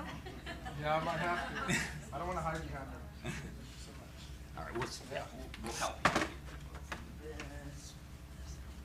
Let's put those back over there. Yeah, but move the painting, the picture, so it doesn't break. Right. I know. Awesome. I didn't want to hide some folks from on this side, kind of be blocking, but yeah. No, thank you so much for that. But do we have a superintendent's I have no more report? reports. Yeah. Awesome. No? Moving on. Yes. Perfect. Information from our Board of Trustees, because we're going down the line. Information. Who wants to start? Ruthie, you want to start from the right-hand side? No? Yeah. Rooney? Okay. Ruthie. Take I it will away. start, yes. Many of us were able this morning to go to Valencia Park and join a parent education graduation for the Essentials in Education. We love seeing the way that our parents are investing in not only their kids, but also we saw investing in themselves. I was really proud of women that were making choices about their own future and the impact that it would also have in their families and their communities.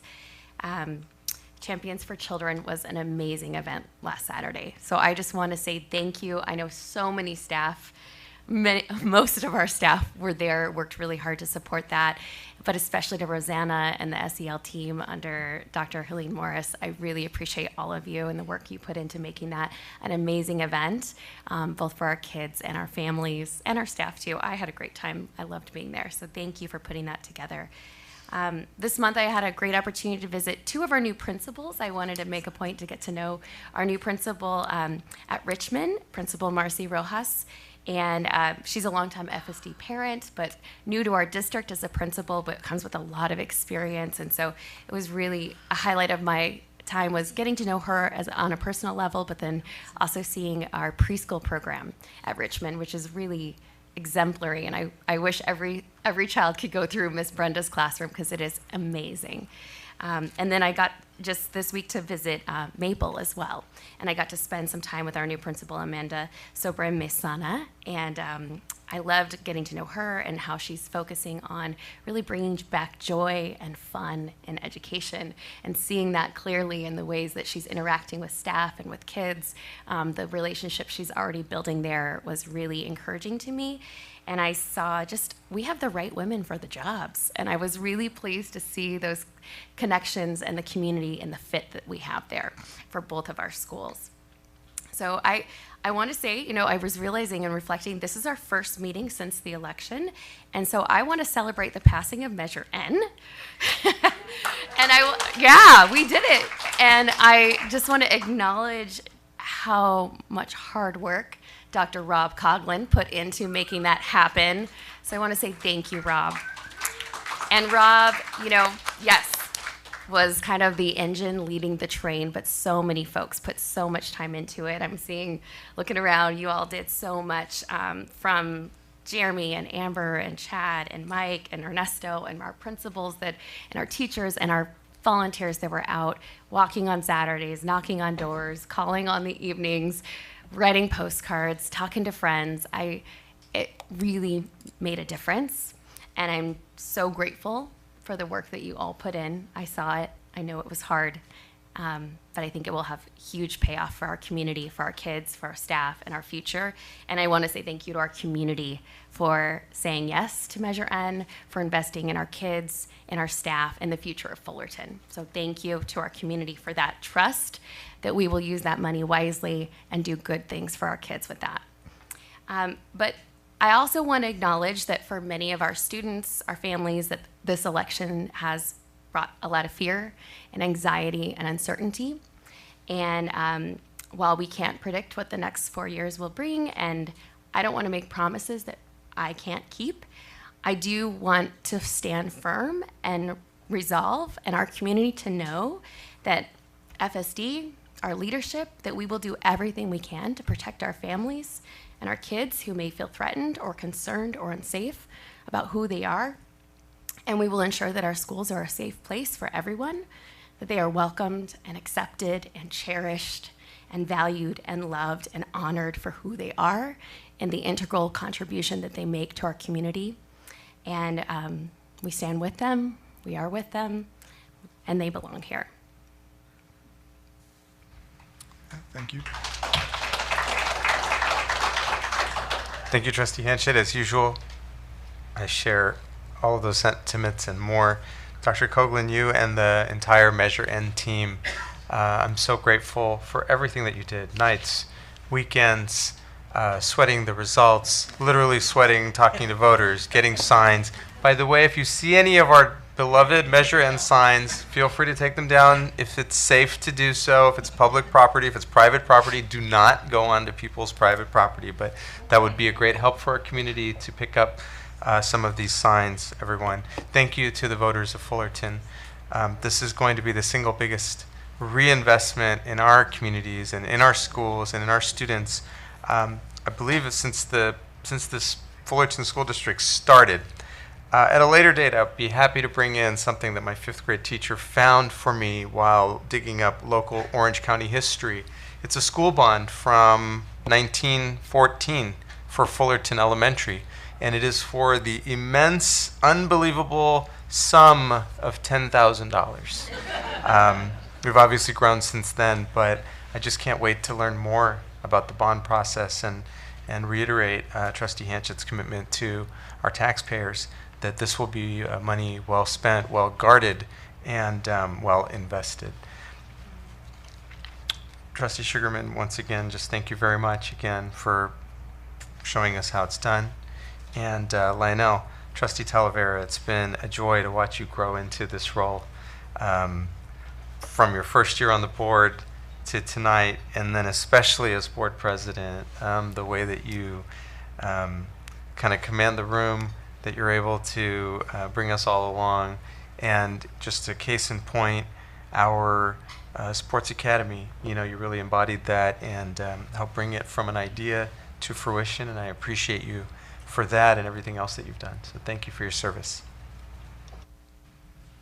Awesome. Trustee Berryman? I have a short report because we have a lot of people who said everything, so thank you guys. I want to thank you for the year of being the president as well.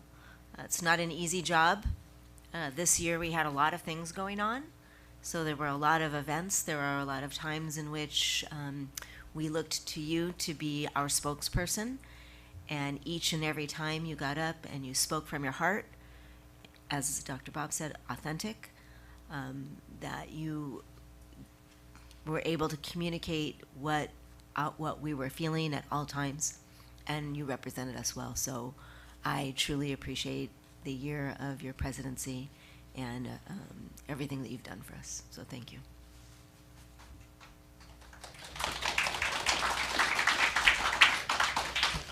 Trustee Sugarman, You've done a go great ahead. job. Trying. Thank you.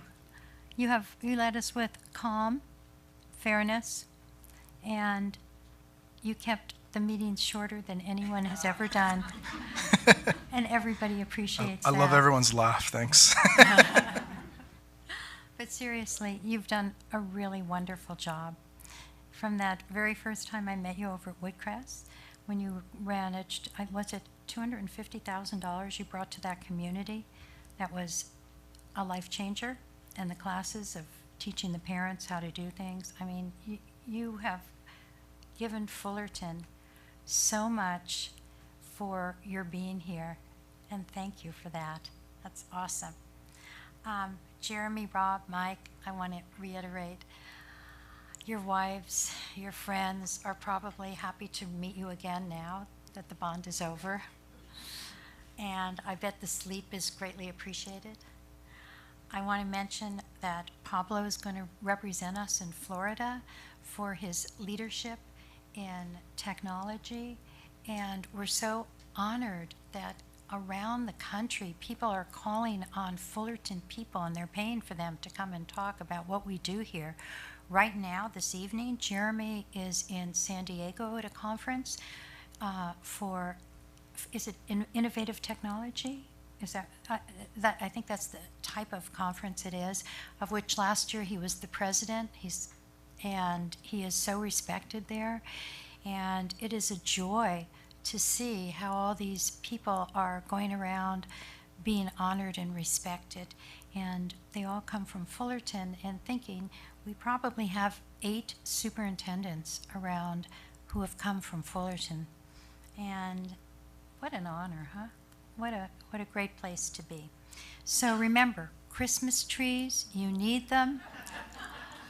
It's right up Harbor Boulevard, and money comes, actually they give the full amount to the Fullerton Education Foundation. The Slope family is really good to us, and we appreciate all they do for us. So if you are sort of thinking about where you want to go, there's a place to go. And thank you. Thank you.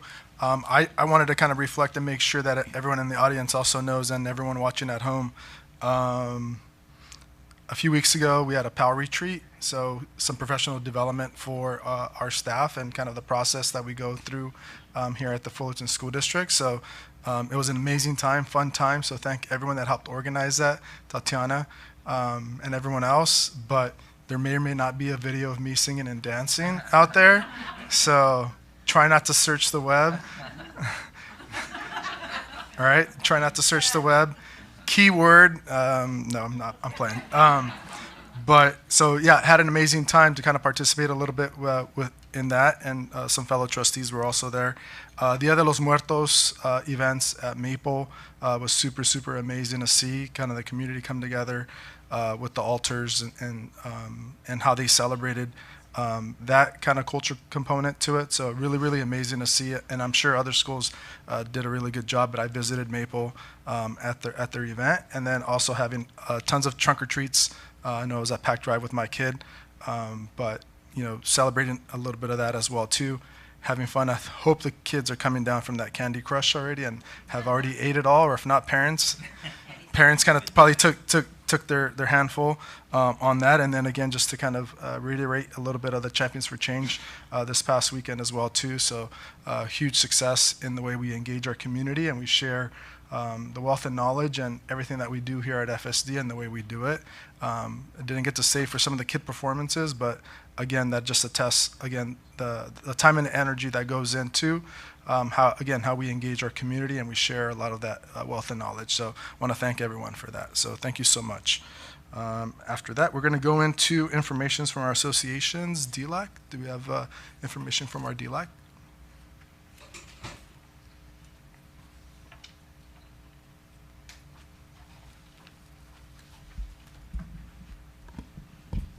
Got to bring this down. I saw a lot of people standing on their tippy toes. Even if I stand on mine, I don't think I'll reach. Good evening, President Talavera, school board members, Superintendent Dr. Pletka, the executive cabinet, and all families present and listening. As a DLAC committee, we appreciate the entire district honoring the heritage of the Latino Hispanic community. And as Trustee Talavera just said, many schools celebrated Dia de los Muertos, Day of the Dead. We also thank all of our administrators for incorporating diverse perspectives and traditions in their schools. It was so amazing seeing all the pictures, especially on social media and every page, and the beautiful ways that they celebrated our culture. The Champions for Learning Conference was a fantastic event that offered many community resources. The parents were so impressed with the great learning opportunities provided by our school district. Also, thank you, that was great performance by the children as well. Many parents, students, and community members made suggestions by filling out the input card for the LCAP.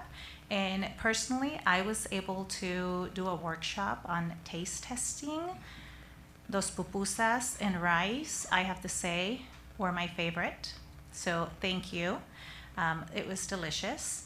Also, this is just a short one, but we have 2 events coming up that I really want to invite everyone to. The DLAC committee invites you all to our next DLAC meeting, which is scheduled for December 6th at 9 a.m. at Pacific Drive. And it's going to be a lot of fun. I also want to invite you all. I echo what Trustee Hanchett said about this election and the fear from a lot of parents about different things. And on January 8th, 2025, yes, we're talking about next year. It seems like a long time from now, but it's not. It's just 2 months away, not even. We are going to be holding a special DLAC meeting to provide information for parents to know more about safe zones. I know this is an important issue that I've been getting a lot of questions on, especially from ELAC parents. And we want you to know that we are talking about this, we are working on this. And put this on your calendar, January 8th, we're gonna have 2 meetings that day. One in the morning from 9 to 11 a.m. and one in the evening from 4 to 6 p.m. at the Hunt Library. So I really hope you can join us. If you have any questions, we will have more information there that day. But that is my report. Thank you all. Thank you. PTA? Awesome.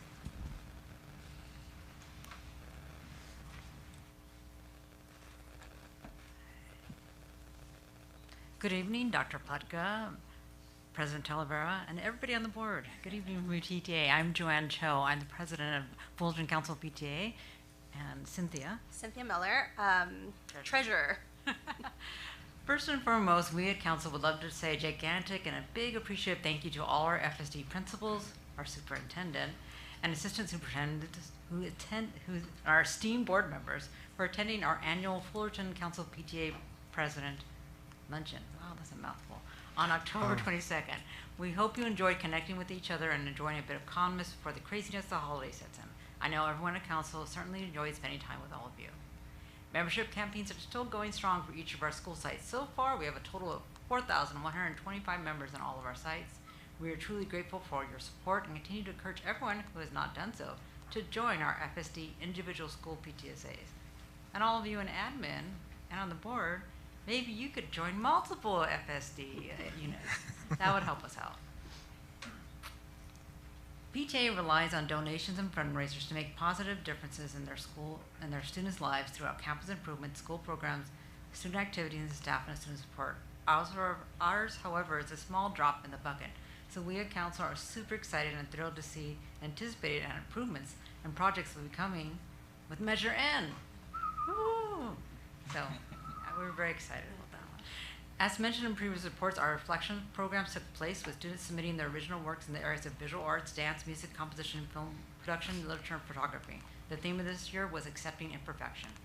Entries have been submitted through individual units who have already passed from the top 2 from each category to council. The top entries for each category from council will then be passed to 4th district and from there move on to state and national. I know some of you were able to make it to the council's reflection art showcase. And thank you so much. The kids really felt appreciated when they saw you guys there, so thank you so much for that. And many thanks to our council reflection chair, Leah Cass, for organizing it. The students' art photography videos are posted at the museum. The students were given the opportunity to perform their original works of music, dance, and read their literature. It was an amazing event, and we certainly have incredibly talented students in both of our school districts. As we head into holiday season, PTSA units and PTAs are gearing up for our Pathways of Hope program, during which we collect books, toys, stuffed animals, gift cards, and food for local families. Each school at FSD and FUHSD directors will be running their own collections at their school sites, and each school will be volunteering at Pathways of Hope Distribution Center, helping local families shop for their families' toys and needs. Please consider donating items, if in your individual school sites, we especially need items for teenagers, because having worked there, actually every time that's the shelf that's not as much, but we enjoy all the donations, and it's helping our community the way we live in. As always, we welcome everyone to attend our council meetings, which are typically held the 4th Tuesday of every month at 9:30 at the Fulton Joint Union High School District Boardroom. We're here for our esteemed superintendents, both of them, various guest speakers, and it's a great opportunity for those to ask those burning questions, maybe to us or to someone else. Meeting dates are posted on our website at fultoncouncilpta.org. Please reach out to us at the Fulton Council PTA info at Gmail. We're always happy to hear from you. Thank you all so much, and have a great evening. Awesome. Thank you so much. CSEA. Yay.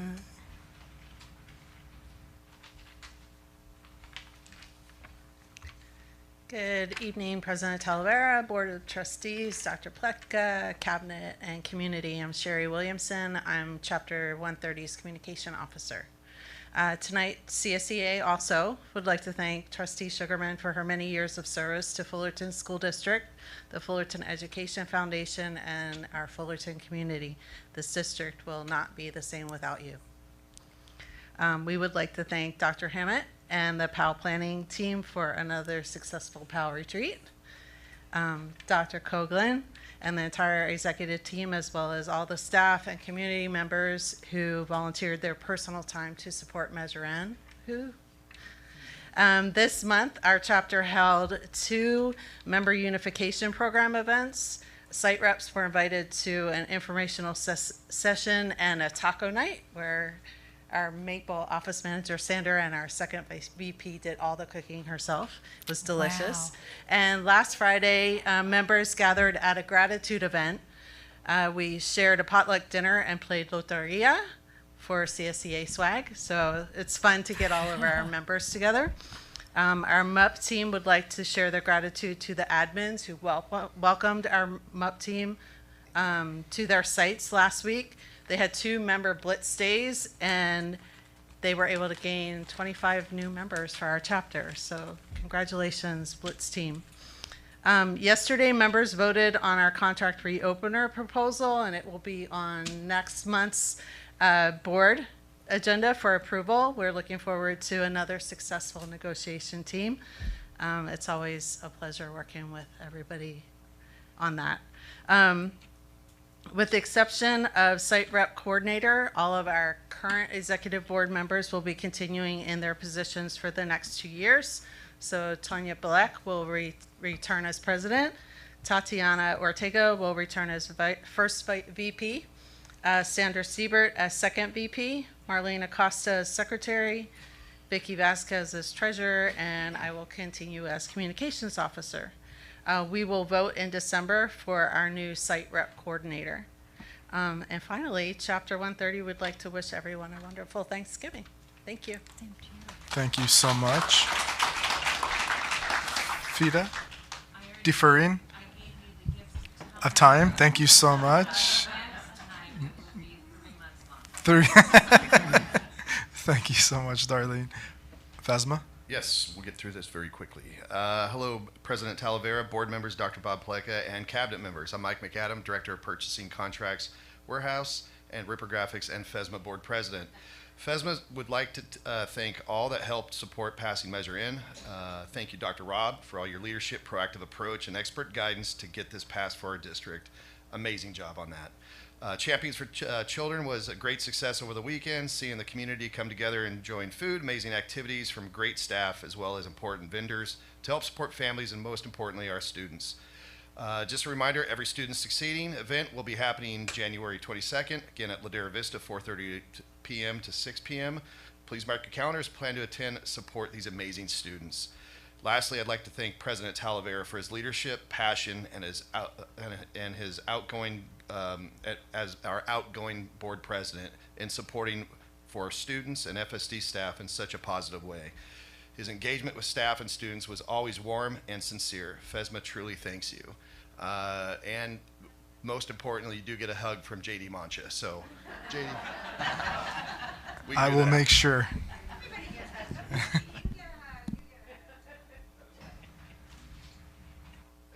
Thank you so much for that. So we're moving on to President Talavera. Yeah, let's take a 5-minute break. Thank you. 6-minute break. Let's try to be back by 8:02. 8:02. Thank you.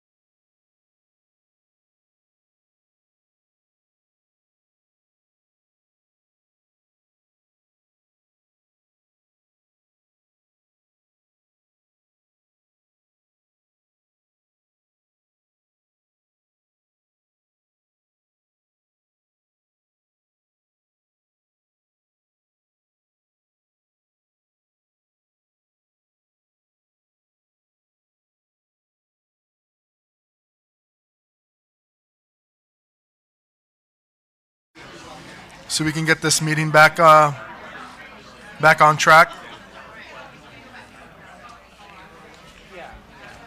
Back on track. I might have to start singing.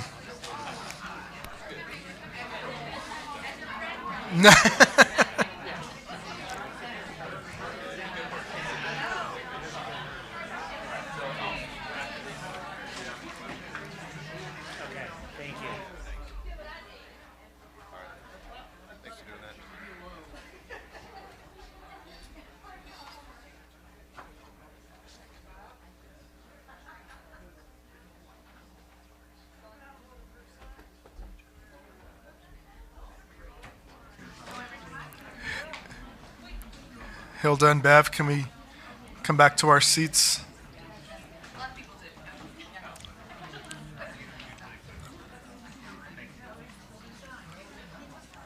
We're going to start taking bets on see who's the last one that gets seated, either Bev or Hilda. Not me. Not it.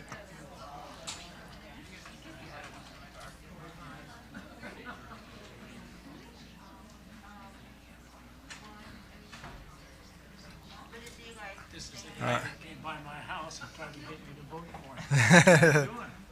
All right. So we're going into our public comment section of the meeting. The Fullerton School District board meeting adheres to a decorum of rules outlined by Board Policy 9323. Please submit a public request slip, which will be available at the entrance. Individuals will have 3 minutes to address the board on each agenda item or non-agenda item. The public input on each item will be capped at 20 minutes, with a total public comment time limited to 30 minutes.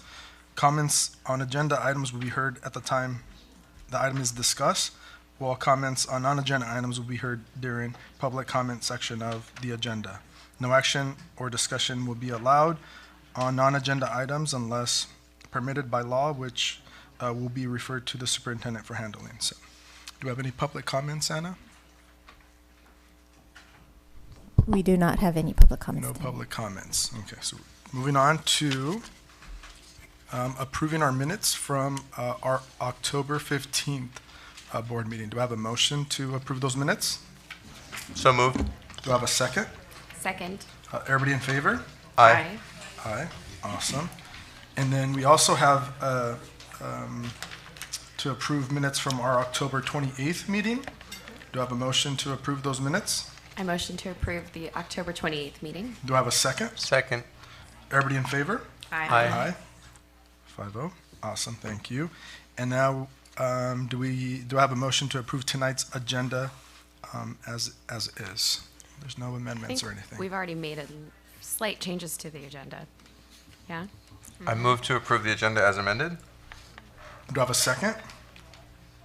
Second. Everybody in favor? Aye. Aye. Aye. Can I make one comment? I was waiting for this. So in the consent was the 2 gymnasium / performing arts centers, one at Nicholas and one at Parks. And Robin Munchow, the principal at Parks, shared that she was talking to the PE teachers and said, you know what, you may have to move some of your PE activities. And they were like, why? Because there's going to be a gym. And they're like, it's really here? It's really coming? And there was like, she said there was just disbelief in their eyes. So to say that it's finally happened, and a big shout out to a lot of people involved, but I do want to also acknowledge the work that Rob did in leading this and making this possible. Everything from leading the bond to leading all of the architectural processes that we did, and every meeting that he did to make that happen. And so I want to thank Rob and all his work and the board. This board, one of the most active I have seen ever, related to a bond, working, knocking on doors, making phone calls. And so to thank all of you for making this possible. And it's been a dream of ours for a long time. And I'm just going to ask, can everybody give a round of applause for everybody here to make that happen?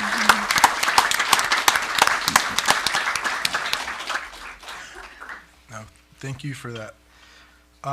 So we do have a presentation from Emily on our, where'd it go?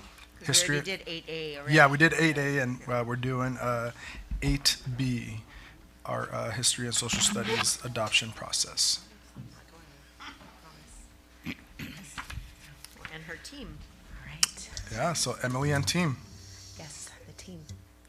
Thank you. All right, good evening, Board President Talavera, FSD Board of Trustees, Superintendent Dr. Pletka, Executive Cabinet, and all FSD community present and viewing this evening.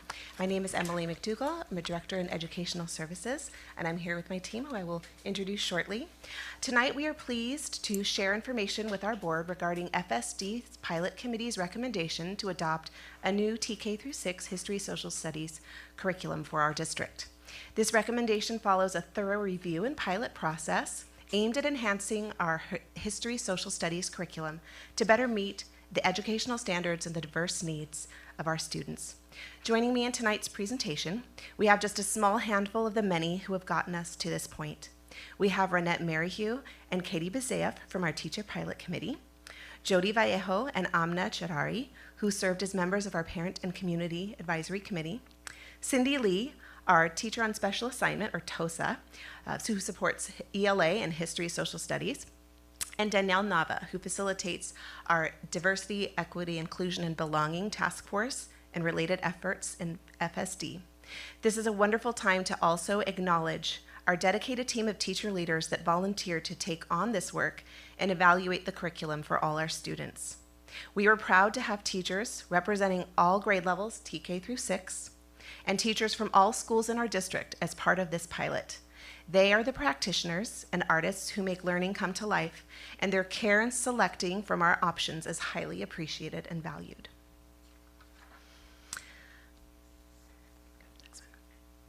It is important to note that our work is grounded in a framework, the California History Social Sciences Framework.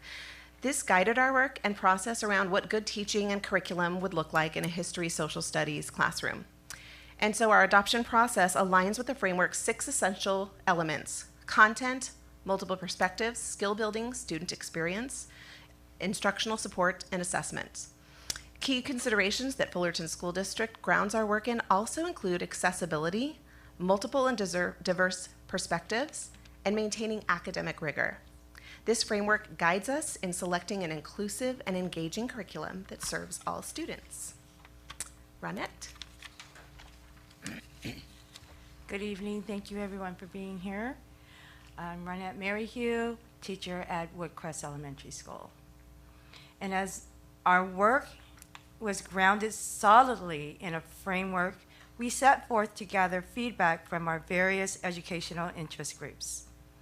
We have been diligent in reaching out to our community at PTA meetings, through Blackboard messages informing families about the online review platform, in-person materials, viewing at the district office, and a website that houses information regarding this adoption process.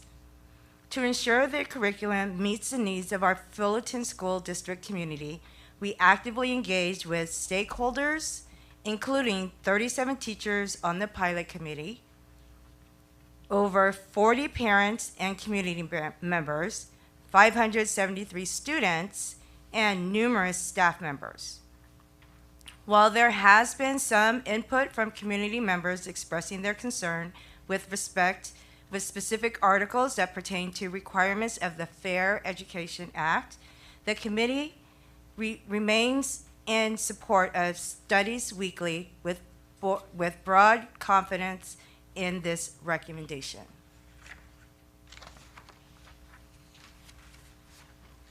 Hi, I'm Katie Bazayev. As a teacher who is part of this process, having the opportunity to evaluate publishers and try out curriculum in the classroom with students is an important step in this process. After piloting 2 programs from our state-adopted list of publishers, we unanimously voted that Studies Weekly be recommended to our board for adoption. The pilot process began in January 2023 with an overview of the HSS framework and tools. We reviewed publishers' presentations in spring 2023, preparing to pilot our 2 programs. In winter 2024, we were able to pilot our first publisher and assess strengths and concerns in our committee. In fall 2024, after another 6-week pilot with a second publisher, we completed a final debrief analyzing each publisher's alignment with the HSS framework and district goals. This led us to our recommended choice. Good evening, I'm Jody Vallejo. I'm a parent at Raymond.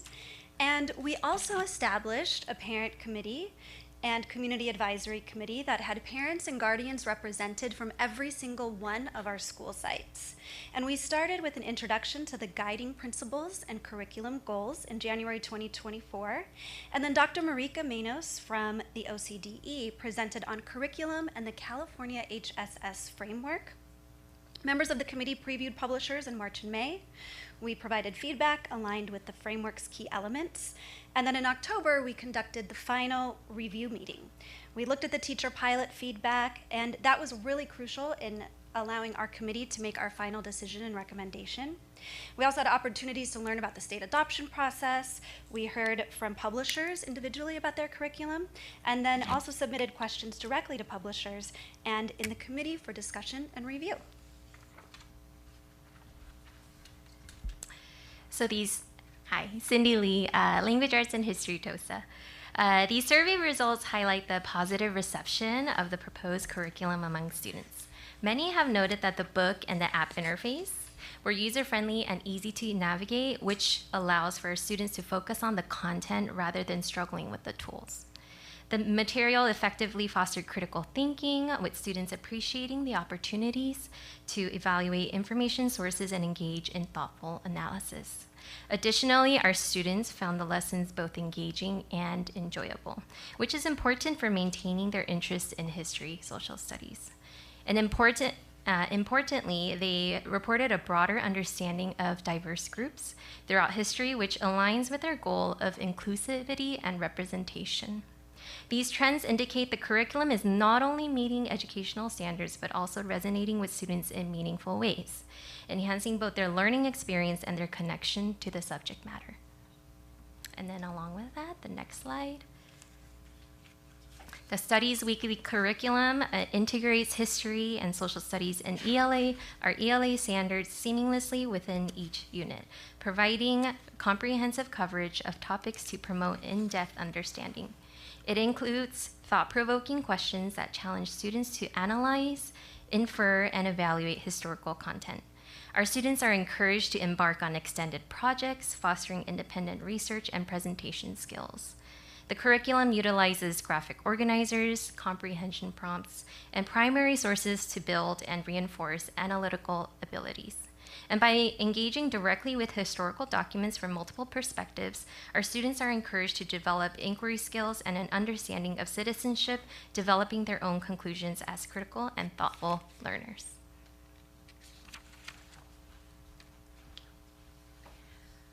So the FAIR Act, or Fair, Accurate, Inclusive, and Respectful Education Act, was signed into law in California in 2011.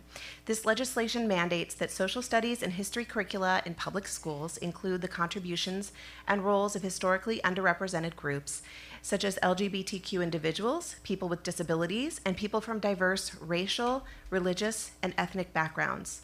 The goal of the Fair Education Act is to provide more inclusive and accurate representation of history, ensuring that students gain a well-rounded understanding of society and the various groups that have shaped it. By implementing this law, schools work towards reducing biases and creating a more respectful, inclusive educational environment. What FAIR Act, or Senate Bill 48, did was instruct public schools and the state board to do 3 things: to add instruction in history social studies about the role and contribution of persons with disabilities, LGBTQ Americans, and other religious groups, people in the aging process, ethnic and cultural groups, and their contributions to the economic, political, and social development of California and the United States, with a particular emphasis on portraying the role these groups play in contemporary society. It also required and instructed that teachers and school districts were prohibited from any activity that promotes discriminatory bias on the basis of race or ethnicity, gender, religion, disability, nationality, or sexual orientation, and to finally adopt textbooks and instructional materials that accurately portray groups as identified. It's critical to note that all state-approved and state-adopted materials that we are able to pilot and recommend to the board are FAIR Act compliant, and content isn't isolated to a specific publisher. So these elements are present in all state-adopted materials. So Studies Weekly integrates diverse perspectives across grade levels, creating a more inclusive learning environment and enriching students' understanding of history. As part of FAIR Act, Studies Weekly curriculum ensures that women and men are portrayed in various vocational roles and representing multiple ethnic and cultural groups. In this slide and the slides preceding, we are highlighting specific requirements of FAIR Act with primary and as well as upper grade examples. So in a kindergarten unit on jobs, on community helpers, we'll see representation across vocational roles. And in 5th grade, when learning about life during the Industrial Revolution, primary sources that highlight the role of men, women, and children are all explored as part of multiple and diverse perspectives. Good evening, Danielle Nava Mijares. As you can see here on this slide, as we see in these primary and upper grade examples of LGBTQ representation that meet the requirements of the FAIR Act, the curriculum is grounded in history, social science framework for California. These lessons are not separate lessons about LGBT communities, but are aligned to state standards with learning objectives. In TK, no specific language around LGBTQ is mentioned. However, inclusive structures, as you see in the slide, may be presented. You can see here showing a family visual of a family structure comprised of 2 mothers. In this 4th grade example, to your right, as students study California history, they learn about civil rights movements in California. When learning about legislation, landmark rulings, and labor movements, appropriate, inclusive, and accurate representation of contributions from the LGBT community for equal rights are portrayed right alongside the history of rights for Latino Americans, Asian Americans, and farm laborers.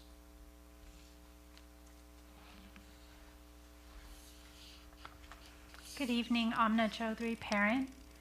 It is critical that students see themselves and see each other portrayed in the books they read and the content they learn. Our students have unique abilities and experiences. Another aspect of the FAIR Act is the requirement of the portrayal of the stories and representations of people with disabilities. Throughout the curriculum, whether it is seeing children with Down syndrome or with different mobility in images, they are seen and integrated regularly in the visuals throughout the publication and resources.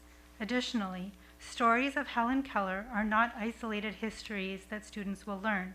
Other stories of artists such as Tommy Hollenstein and heroes who have fought for the rights of people with disabilities such as Ed Roberts, their histories and contributions are included and woven into grade level learning objectives. So Studies Weekly ensures accessibility, offering both online and offline formats. For English learners, there are embedded resources for ELD as well as ELD plans for each grade level.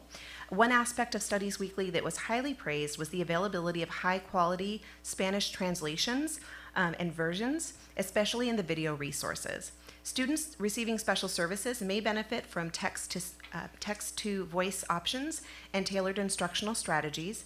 And for GATE students, deeper inquiry-based learning strategies provide added challenges, making this curriculum suitable for all students.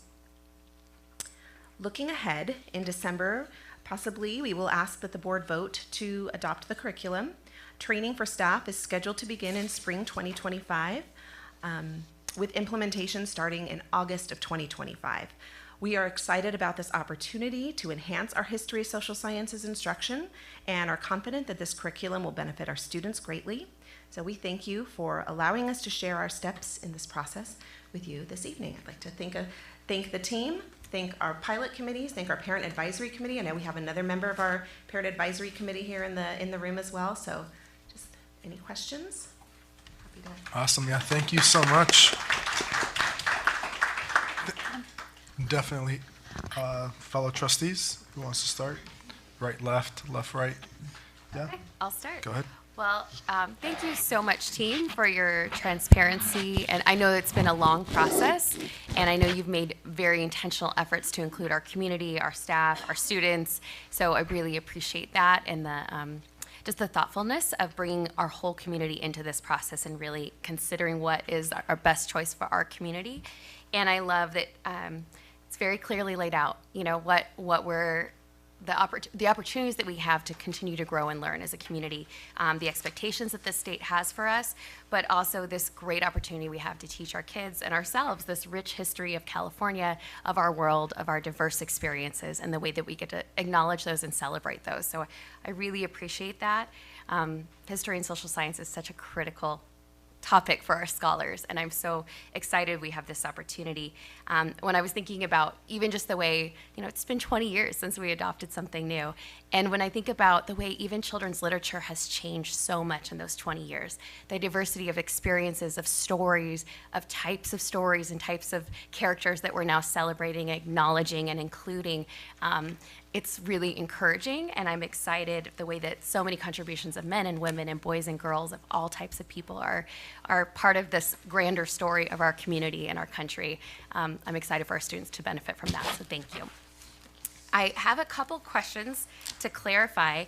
When I was looking through the documents that were provided for us, so as a board we got a little bit extra to read through and have some more samples, it seemed as though a lot of the information was geared towards the K through 5 context. And I was wondering if the 6th graders are linked with a middle school curriculum. I didn't see documentation of 6th grade expectations. If you're not, you mean in regards to FAIR Act implementation? I guess it was FAIR Act and then some of the reviews that we got on kind of standards and curriculum. If I can speak to FAIR Act implementation, because the 6th grade curriculum is pre-modern, it's about ancient civilizations, so that curriculum is set, and it's not actually called out in the FAIR Act for chapters around the history social studies framework, where it's named that it must be included in these chapters, chapters which link to the grade levels in the history social studies framework. But yes, this is TK through 6 curriculum, yes. Okay, I'm just curious, is it the same provider, same company as we have adopted for our middle school as well? Sorry. I spoke too soon. It is the same curriculum TK through 6. It is not the same that it was adopted for 7, 8. Okay. Yes. Good to know. Not necessarily good or bad. Just thank you for clarifying. I wanted to ask too, obviously we chose this because of the connection to this great Spanish curriculum, and we have many students who are involved in our DLA where they will receive this curriculum in Spanish classes.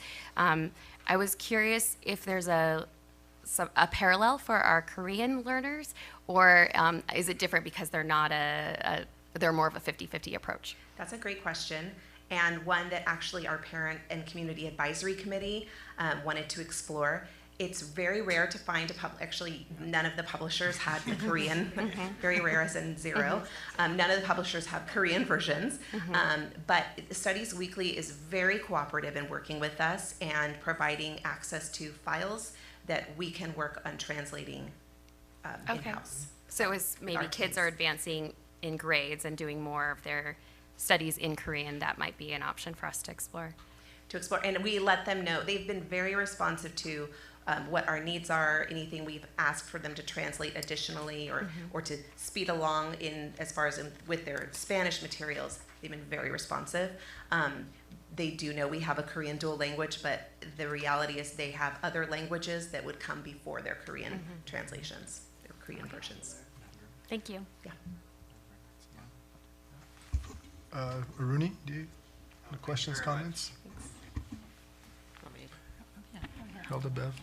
I was wondering, thank you again for everything, and I ditto what Ruthie was saying as far as bringing this in and just being very proud of the information that's here and how it's presented. One question I had is ELA Wonders crosswalk. Can you talk a little bit about how that plays in? Yes, they've actually created a crosswalk between not only Wonders but Maravillas. Maybe explain crosswalk. Oh, sorry. The crosswalk is where you have the alignment between the lessons in ELA and the corresponding, the history social studies lessons, and then the lessons that complement in ELA, so that you're working integrated approach.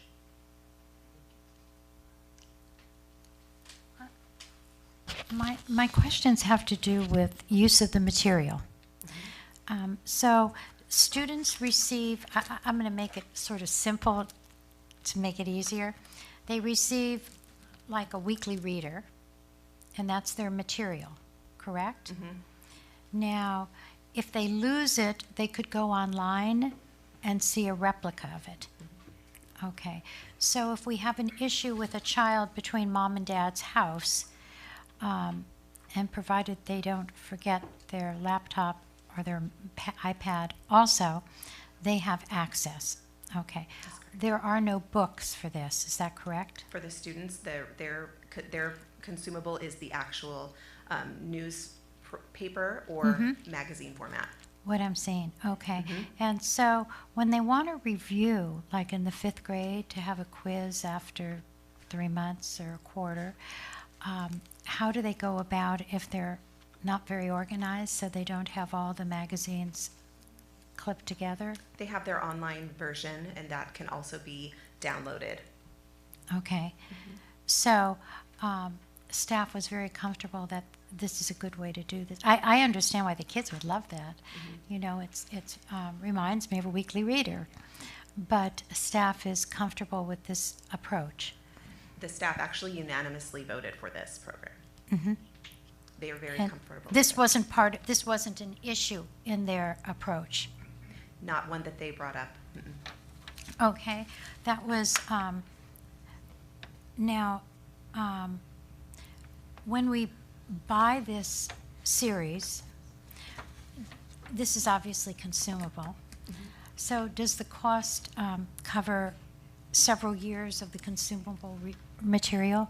8 years is what we're looking at for a quote, yes. So, as in the past, we would buy a textbook and it would last seven or 8 years. Okay. Now, when we make the purchase, we will receive each year new consumables. Yes. And that's part of our purchase price. Okay. And the updating of information obviously is easier on something like this than in a textbook. That's correct.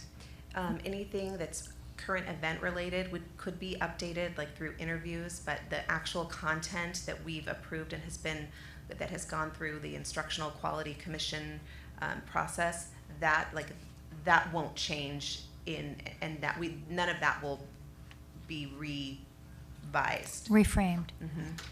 Okay, so what will we do for Korean DLA? So what we're doing right now is that we do have some translation happening of some material. So I can assume it will continue along that line unless they come out with it. We could, potentially explore. So we will create it sort of in-house. We'll take the page with the pictures and we'll change, like for the kindergarten, we'll put it in Korean underneath instead of in whatever language, whether it's Spanish or English. That could be one way to do it, yes. Okay. And then we will print that. Yes. Okay. Yes, it wouldn't, yes. I mean, yeah. Okay. And when we print it, it will be culturally acceptable that whoever translates will be aware of everything that, whatever way it has to go. I think that I would those assume. translation efforts, yes, absolutely. We'd have to make sure we have that lens on it, yeah. Okay, that was, I looked at it and thought, oh, this is really fun. I have no idea week to week where my weekly reader stuff is. And so that hit me as oh my goodness. I know a lot of Yeah. teachers kept it in their classroom, so it wasn't necessarily going back and forth. So, I think there's some of that. Teachers will have their practices in place for how they choose to use the consumable. I'm curious, is the cost to adopt this kind of a text with more of these kind of throwaway magazines, is it similar to buying a textbook that lasts for 8 years? It was a little, it's comparable, yes. Okay. Yeah. Okay. Oh, I'm not worried because I know you know how to negotiate no matter what, and it will be a I good mean, we're going to price. pay for something, but I just was curious how it changes. It's Mike McAdam there. He's going Awesome. gray as we talk. Okay. Awesome. Anything else?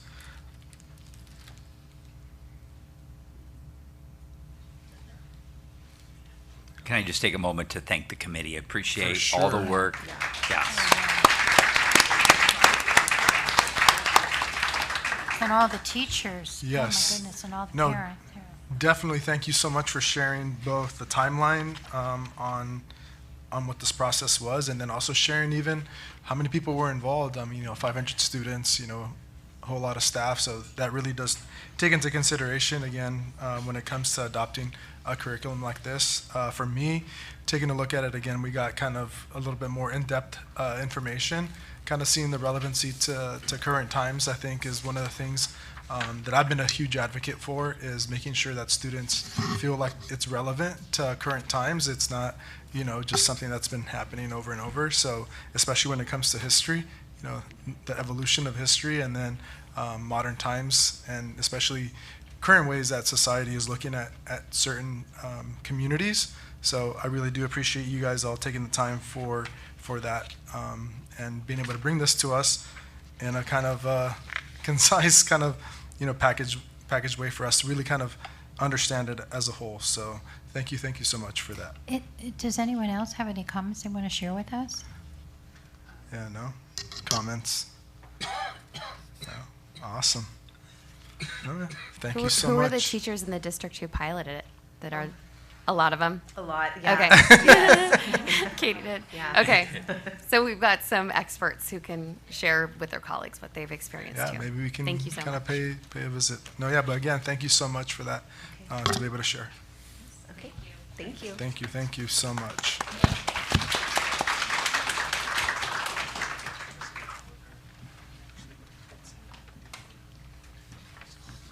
See, old becomes new. Right? No, I meant going from the weekly reader to the textbook and back to the weekly No, reader. So it's coming up right here. Yeah. So we do presentation before consent, yeah. Yes, it does. So we got a public, yeah. So awesome. Chad, we got a public hearing. So it looks like we're gonna have to close this open meeting and declare a public hearing at 8:34 and allow for input regarding appointed board representation for the Personnel Commission. Yes, President Talavera, Board of Trustees, Superintendent Pletka, Cabinet, and members of the audience. Tonight, this public hearing is part of the process in order to reappoint Tommy Reminiski, who is the Personnel Commissioner who represents the board and the district. So in order for his reappointment, it's required that we hold a public hearing to allow any members of the public to provide comment regarding this appointment. So do we have any public comments on this? We do not. One's I'd coming like to comment on, he's a really nice person who has thought carefully about how he does his job, and that's very nice, and he does reach out to us, and that's nice too. So I appreciate that. Yeah, and there's two other colleagues as well on that commission as well too, so appreciate that. But he's ours, so he's the best. He is. So now we're gonna be, so since there's no public comments on this, we're gonna be declaring this public hearing closed at 8:35. 8:35. Awesome. Now we're going into our consent agenda items. Any of my fellow trustees would like to pull any consent items? And The if gifts, not, please. I know Hilda There they would are. like. Last time you have to have me do it. So real quick, let's have Hilda, go ahead. Really nice consent items again, nice donations again from our schools, and it's so nice to see our community partners helping to help with programs in our district. They just love their schools, and they donate, and it's just wonderful to see. And it's really interesting to see that there was a $46,000 donation to Laguna Road School from its Foundation to help with its STEAM program, and they're going right ahead.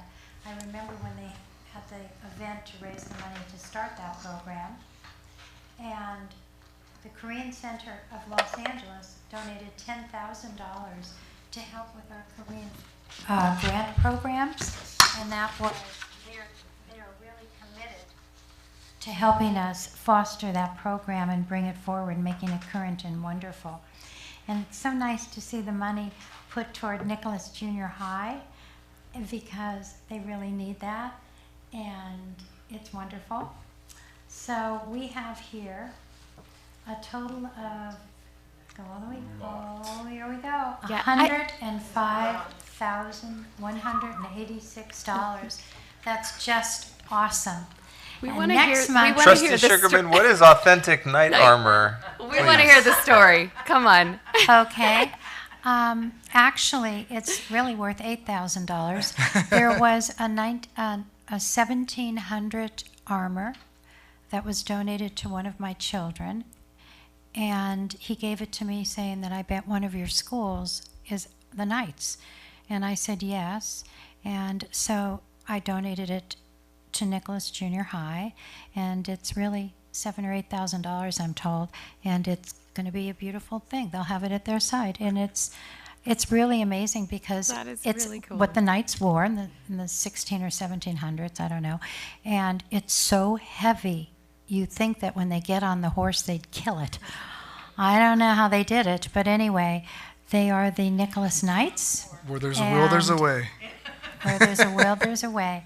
And they now have a real Knights authentic thing. That is very cool. Anything for survival, I think, right? And do we know what country of origin this knight came from? I don't know, Do we know because the story? back in those days, there wasn't necessarily countries, there Yeah. were Fiefdoms states. And so Okay. I bet that they could figure it out by the markings on the knight's helmet or whatever. Get a Yes, that's a historian, good right? question. You got to get a historian now that we Yeah. to be able to kind of understand. No, that's super, super awesome. So do I have a motion to approve our consent items for today? So moved. Do I have a second? Second. Everybody in favor? Aye. 5-0. Awesome. Thank you so much. Anyone else want to provide comments or any comments on any other items? Not so we can move along. Appreciate it. Thank you so much. Now we're going into, let me speed through here. Discussion items. We're going into 11A. Just one thing, One thing, President. consent. You go ahead. Talver. Well, it was the item before that. Dr. Hammett, did we need to adopt resolution number 24-2508 as part of Mr. Romanisky's appointment? That's B, isn't it? 11B. Oh, I'm sorry. I'm all out of order this evening. Yeah. Pardon me. No worries. All right, here we go. So we have just discussion. So this one's just a discussion with the dates for future board meetings. So any discussions? Want to make any edits, Were there changes? any changes from the last time you gave it? There are no changes. Fellow trustees, we have those dates in front of us. So for me, the February 11 day, I already had a vacation planned. I'm planning to be out of the area, but yeah, I could possibly zoom in if that's the only date that's going to work for us. But I wondered if are the other dates the following week, does it overlap with Holidays. high school or city council? Or is there a reason it must stay on that day? We always overlap with city council, believe it or not. Yeah. So, I mean, you can move it. I mean, Yeah, for sure. it's up to This is your us. time to Yeah. do it, and But you there's have nothing. President's Day coming up the week. Mhm. The President's Week is that following week, the 17th, week of the 17th. yeah. The 17th. So there's a lot of holidays around that time. So I don't know as if well, that's- too. Yeah, so it would be the 18th, the Tuesday, but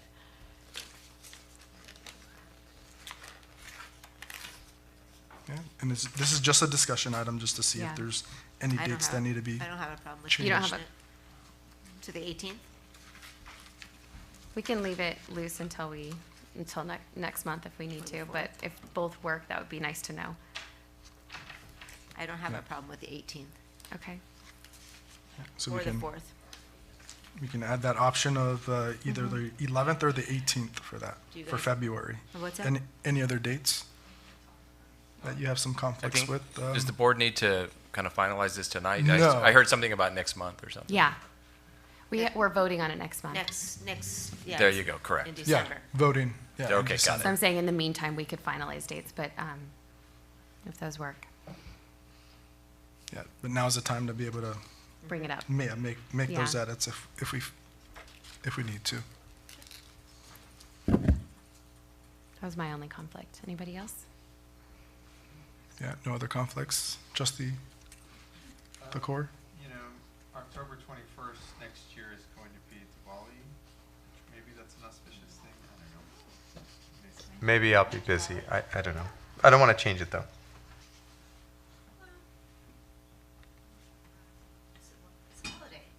It's a holiday. It is a holiday. It's a holiday, so. Let's change it then. You can Diwali's change a it. holiday. What would be the other option? Let's pull that up. Week before? I don't have that. I don't know. It is kind of a later date than we usually do. So that would be either, 14th looks clear. so you got 14th. Yeah, we can move that up to the 14th. Is there a reason why it was on the 21st? Because that's kind of a little bit later for our normal pattern. I think, Anna, you were trying to get it away from the city council and the high school board. Mm-hmm. Yeah. Oh, if possible. I could do the 14th. Okay, can make that. Did you get that, Anna? The 14th? I know I'm making notes on my as well too. I'll keep the meeting on Diwali if it means that we maybe move the next month's meeting. That is our 20th wedding anniversary.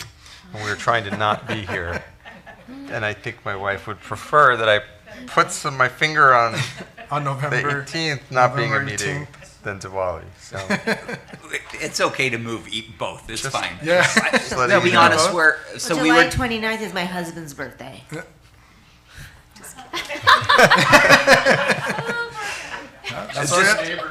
That's where we have discussions. Yeah, I mean, part of this is we're trying to follow the board's direction to keep it away from the high school and Yeah, the city appreciate council. that. However, We try. you can change it. It really is okay. We There's a can few make it- ones that are important about the first, second interim, those things that Rob's Yeah. got to do the end of the year. But other than those, November is hard because the Tuesday the 11th is Veterans Day and the Tuesday the 25th is Thanksgiving break. Yeah. And then Oh, and there's an then the election 4th is day. the election. But it's not an election. We're not involved in an election, at least. I will zoom in from our vacation From your for vacation the zone. anniversary. Yeah, we'll keep it on the 18th. It's I all don't good. think so. I think it's too. Yeah. November is tough because the 25th is Thanksgiving week, which would be kind of like next week for us. A year from now, but yeah. Okay. So keep the 18th. Let's keep the 18th right Keep the now. 18th. We're You can keeping come the 18th. here. We'll sing happy anniversary to you. Yeah. We'll, And have cake. I just don't think she wants to go. Right, we gotta. We'll have cake. can we make sure to FaceTime you? Not gonna make it to the next 20 after if we do that. So yeah, FaceTime or Zoom, I will figure it out. No problem. Sometimes we can miss. It's okay. Yeah. Okay. Perfect. Any other dates? No? Perfect. Let me move this. Bring this back. All right. Now moving on to item 11B. Chad. So this is the action related to the earlier public hearing we held. This would reappoint Tommy Reminiski as the board's representative on the Fullerton School District's Personnel Commission. I move to approve the appointment of Mr. Tommy Rominsky as the Board of Trustees appointee to the Personnel Commission. Oops. Everybody in favor? Aye. Aye. Aye. I do have to say that he's done a phenomenal job. He's really done a good job from what I've. I zoom into the meetings. The meetings are fast, but he Mhm. gets them done real fast. So. No? Yeah. Appreciate that. Now moving on to item 11C. And item C, we've seen this before. It's the signature page. We have a new supervisor in nutrition services, Tiffany Jang. And so anytime somebody comes or leaves, we need to put them on there and get their signature on there. Motion second. I move to adopt resolution number 24-25-08.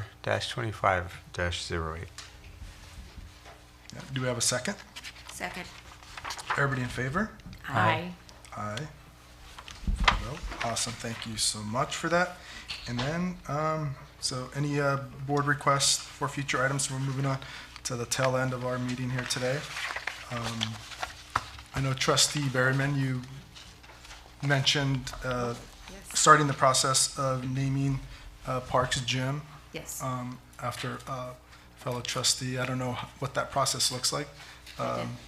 Bob, if you can maybe share, how do we initiate that? Give a second. Jen, yeah. Let's do it. Yeah. Do we have a motion and a second? I think Beth can start the motion and I will second it. Oh, is it a real motion? Okay. I move that we look into the possibilities of naming our parks gym, honoring Trustee Sugarman. Yeah. Do we have a second? I will second that. Awesome. Thank you so much. So give you some direction. Thank you so much. Any other items that board would like to bring forth? I have a question, Awesome. more of a question and a request, as I'm sure it's on the agenda, so it's less of a request and more of a update. But I know have begun a process this year looking at our DLA program, and there was a consultant that was doing some work to look at it holistically, elementary through junior high, do an assessment, looking especially at the mission. So I just was wondering when we expect to see results of that assessment process, the input the families have given, and then as we think about adding Nicholas Junior High for next year, if we could hear some of the touch points of what that looks like for preparing for the school year and what we're learning from Ladera Vista Junior High as we prepare for a new junior high transition. Great question. We have actually been sharing it at a couple meetings. So we've had a few of our committee meetings where we've shared the input from the last meeting.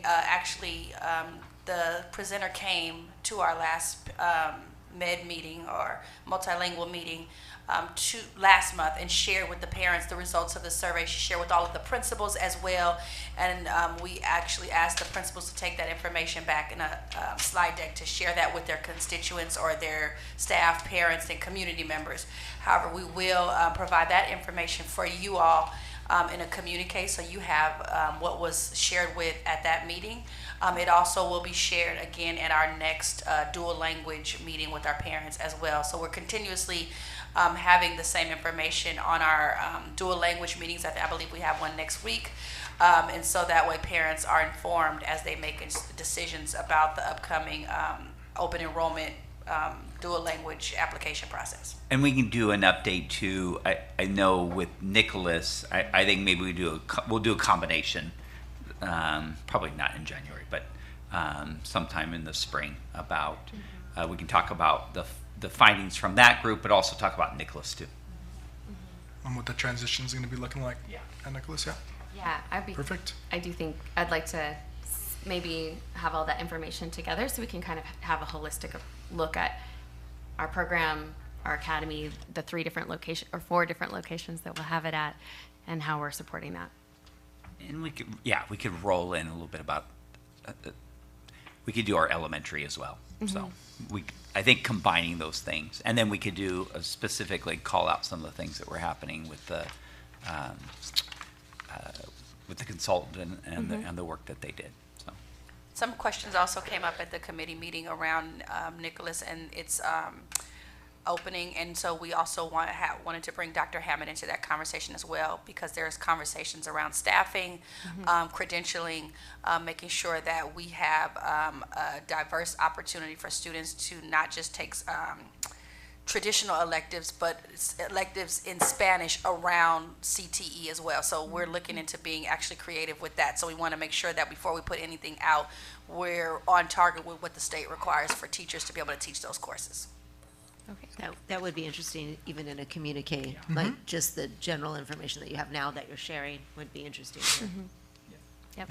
At this point, what percentage of Raymond classrooms are dual language? I can answer it. It's 2/3 of the classrooms there, 66%. So for approximately every grade level, there's one non-dual and 2 dual classrooms per grade level. And how does the community respond to that? The response has been very positive. The program is very popular. We have a waiting list many times, and Oh, we've I had didn't good mean response. the GLA program, I meant the traditional community. Right, and they do a very good job. They integrate and they do a lot of work together to make sure that they're planning across and that they're doing activities together. And even the grade levels, even at the PLCs, the teachers are planning for instruction that's similar, even though the language is different. So it goes well. Perfect. Awesome. All right, with that, our regular board meeting, our next regular board meeting is, it's on a Monday? On a Monday. It is on a Monday. Yeah, I thought that was, I was like, wait a minute. Oh, circle that. Monday, December 16th. Yeah, and with that, again, fashionably around the same time, 8:59, we're closing our meeting.